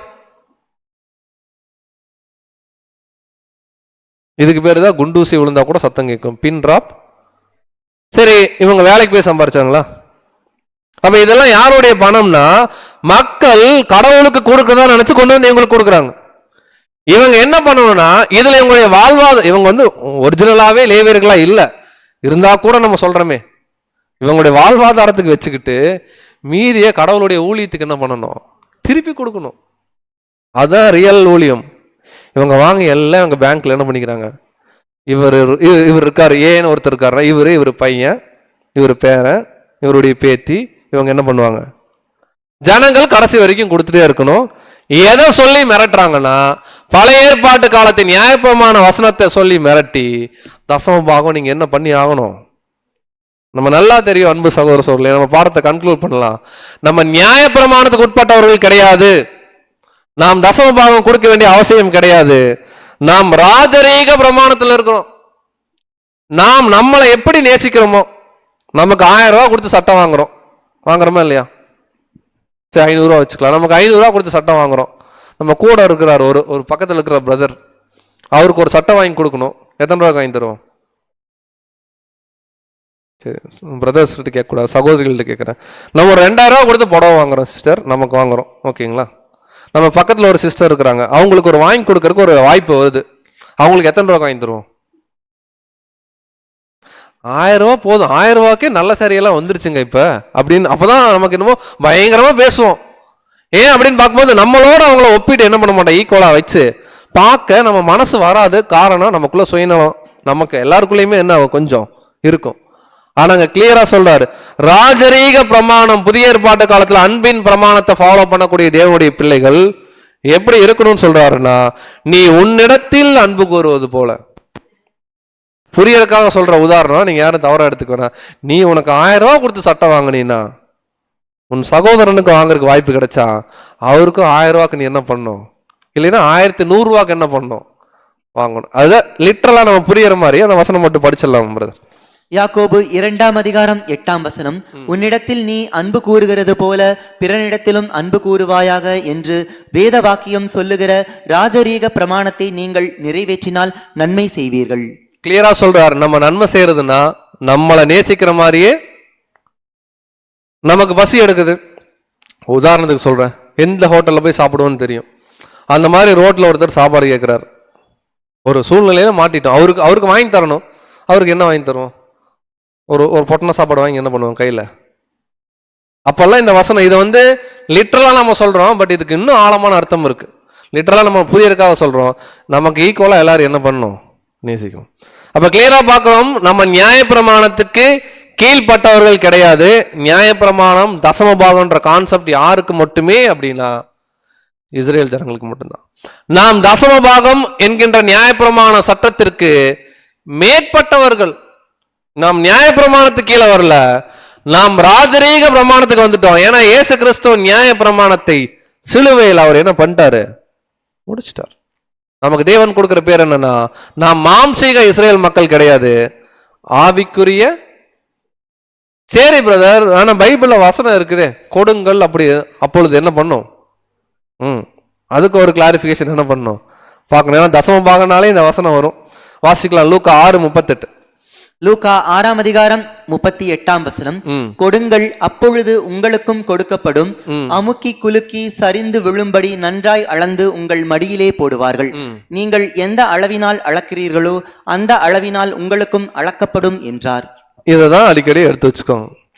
நீங்க எந்த அளவினாலே அளக்குறீங்களோ, நீங்க 10,000 ரூபாய் கொடுத்தா உங்களுக்கு 10,000 வரும் பாத்துக்குங்க. 1,00,000 ரூபாய் கொடுத்தா என்னது லாட்டரி சீட் வியாபாரமா?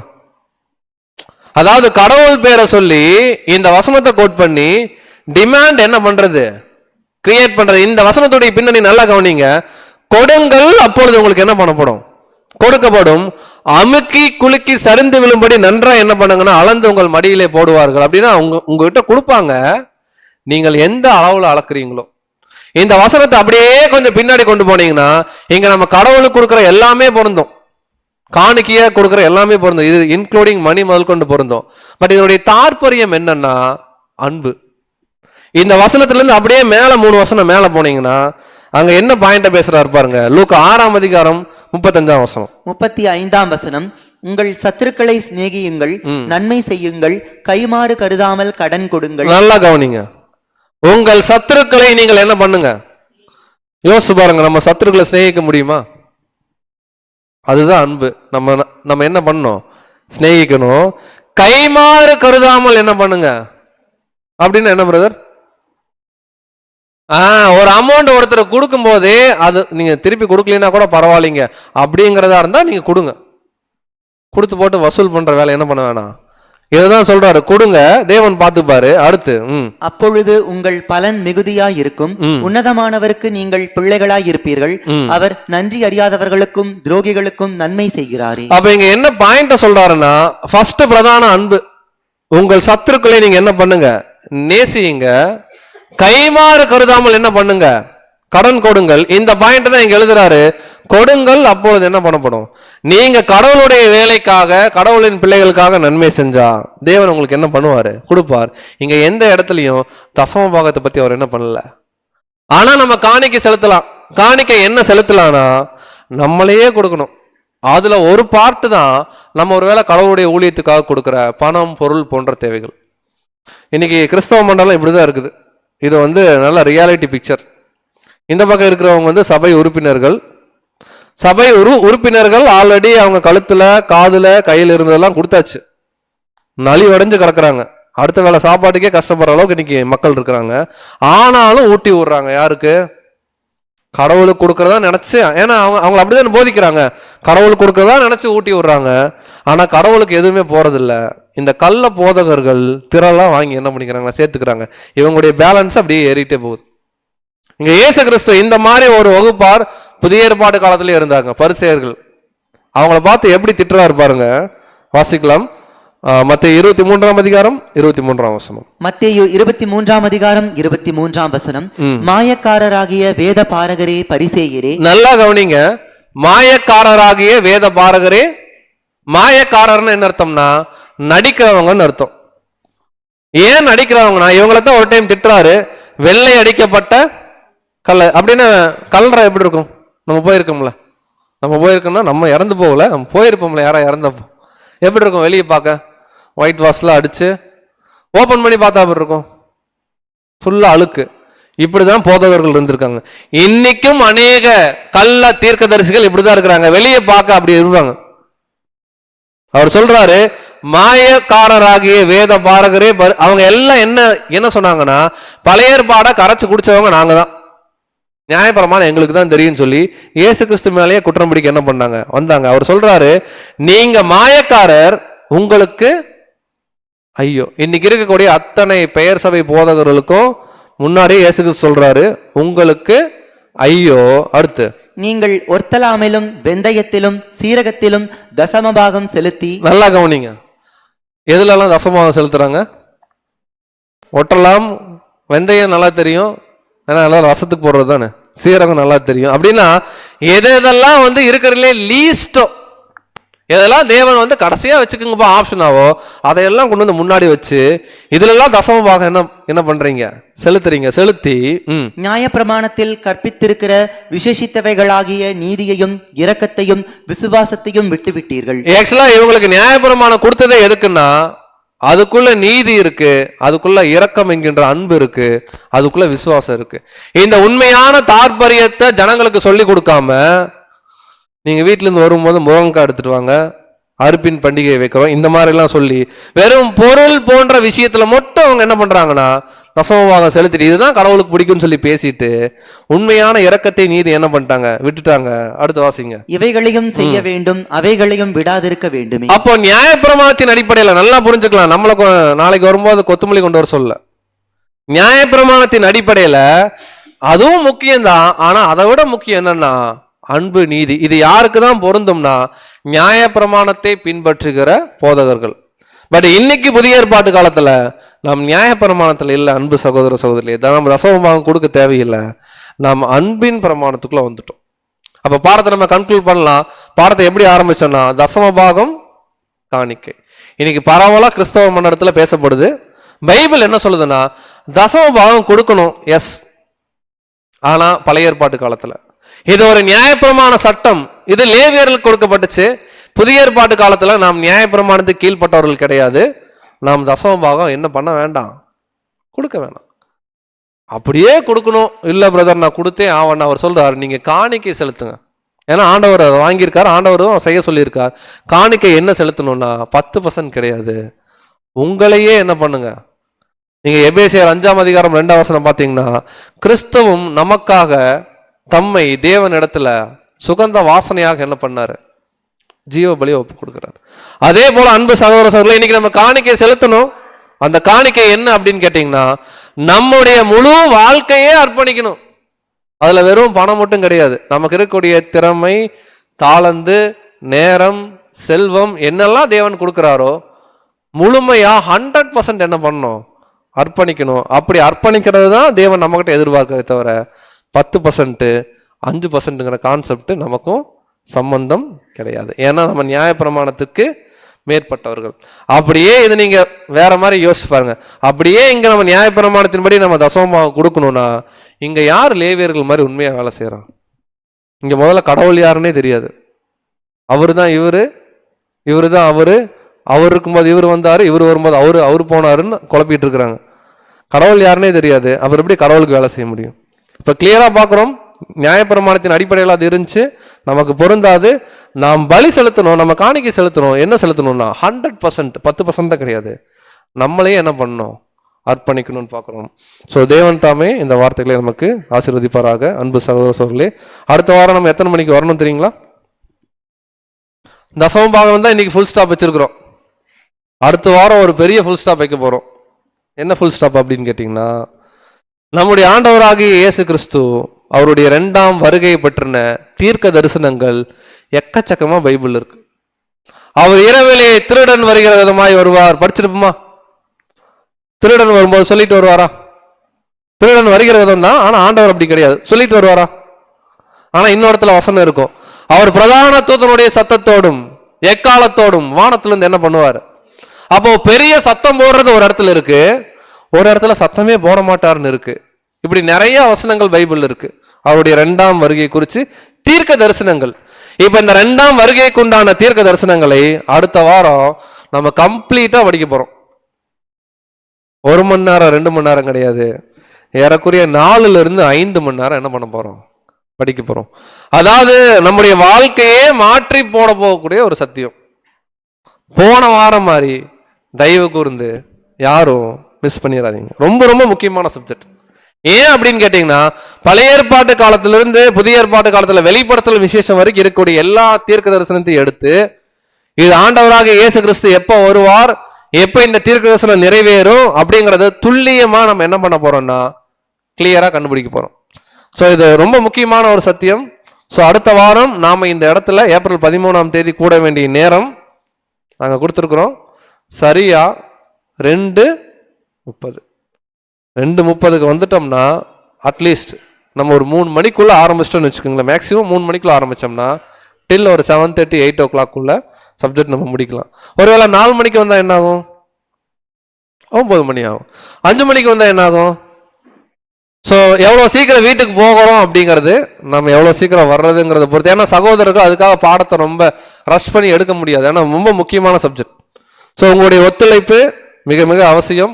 ஸோ மேபி சகோதர சகோதரிகள் உங்களுக்கு தொலைபேசியில் தொடர்பு கொள்வாங்க.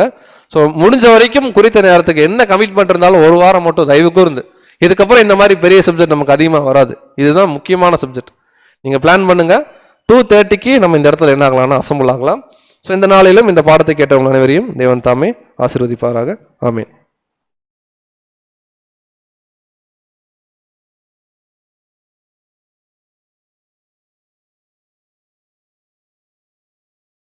அன்பான சகோதர சகோதரிகளே, இன்று நாளுமாக தசமபாகம் மற்றும் காணிக்கைகள் என்ற தலைப்பின் கீழாக ஒரு அருமையான சத்தியத்தை கேட்டோம். சத்தியத்தை வெளிப்படுத்தின பிதாவாகிய தேவனுக்கு கர்த்தராகிய இயேசு கிறிஸ்துவின் மூலம் நன்றிகளை எடுத்துக்கொண்டு, சகோதரர் ஏற்கனவே அறிவித்த வண்ணமாக அடுத்த வாரம் ஒரு முக்கியமான பாடம் முன்னதாக வந்துருந்தீங்கன்னா சீக்கிரம் கிளம்பிடலாம். ஒரு 3-4 பாகமாக எடுக்க இருக்கிறோம். இன்னொரு விஷயம் என்னென்னா, டின்னர் அரேஞ்ச் பண்ணியிருக்கோம். சீக்கிரம் முடிச்சுட்டு நம்ம டின்னரோட க்ளோஸ் பண்ணலாம் அடுத்த வாரத்தை. இந்த நாளுக்குரிய ஸ்கிரிப்ட் ஜெராக்ஸ் இல்லை, அது அடுத்த வாரம் சேர்த்து அதை கொடுத்துருவோம். அடுத்த வாரம் பெற்றுக்கொள்ளுமாறு கேட்டுக்கொள்கிறோம். இந்த இந்த நாளில் உள்ள பாடத்திற்கு ஏதாவது டவுட் இருந்ததுன்னா பிரேக் முடிஞ்சதுக்கப்புறம் சகோதரர்கிட்ட நீங்கள் கேட்டு தெரிஞ்சுக்கலாம். இந்த நாளுமாக கூட்டத்தை ஒரு ஜெபத்துடனே நிறைவு செய்யலாம். ஜெபத்திலே நம்மளை வழிநடத்தும்படி அன்பு சகோதரர் அஜய் அவர்களை அன்புடன் கேட்டுக்கொள்கிறோம்.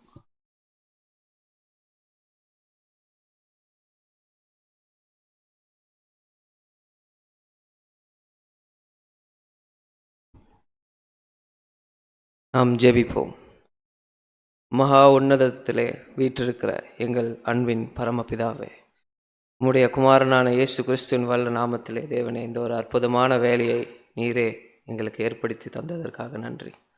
தேவனே, ஒரு வாரமும் வாஞ்சியாய் இருக்கிற உம்முடைய சகோதர சகோதரிகளுக்கு தேவனே, இப்படியாக உம்முடைய சத்திய வார்த்தைகளை போதித்து தேவனே அவர்களை விடுவிக்கிறபடியாக உம்முடைய சத்திய ஆவியை அவர்களுக்கு ஊற்றுவீர். அதற்காக தேவனே நன்றிகளையும் சோத்திரங்களையும் ஏறெடுத்து ஆண்டவரே, இன்றைக்கு கூட இந்த ஒரு பாடத்திலே அவர்களை தேவனே உம்முடைய ஆவி அதிலே அவர்களுடைய இருதயத்திலே ஊடுருவி உம்முடைய வார்த்தைகளை புரிந்து தேவனே அவர்கள் விடுதலை ஆகும்படியாக இந்த ஒரு சிறிய விண்ணப்பத்தை ஏறெடுக்கிறேன் பிதாவே.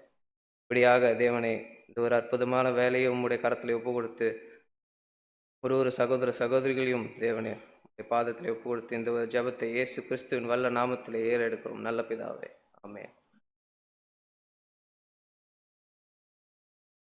டீ ஸ்நாக்ஸ் அரேஞ்ச் பண்ணியிருக்கோம், எடுத்துக்கொள்ளுமாறு அன்புடன் கேட்டுக்கொள்கிறோம்.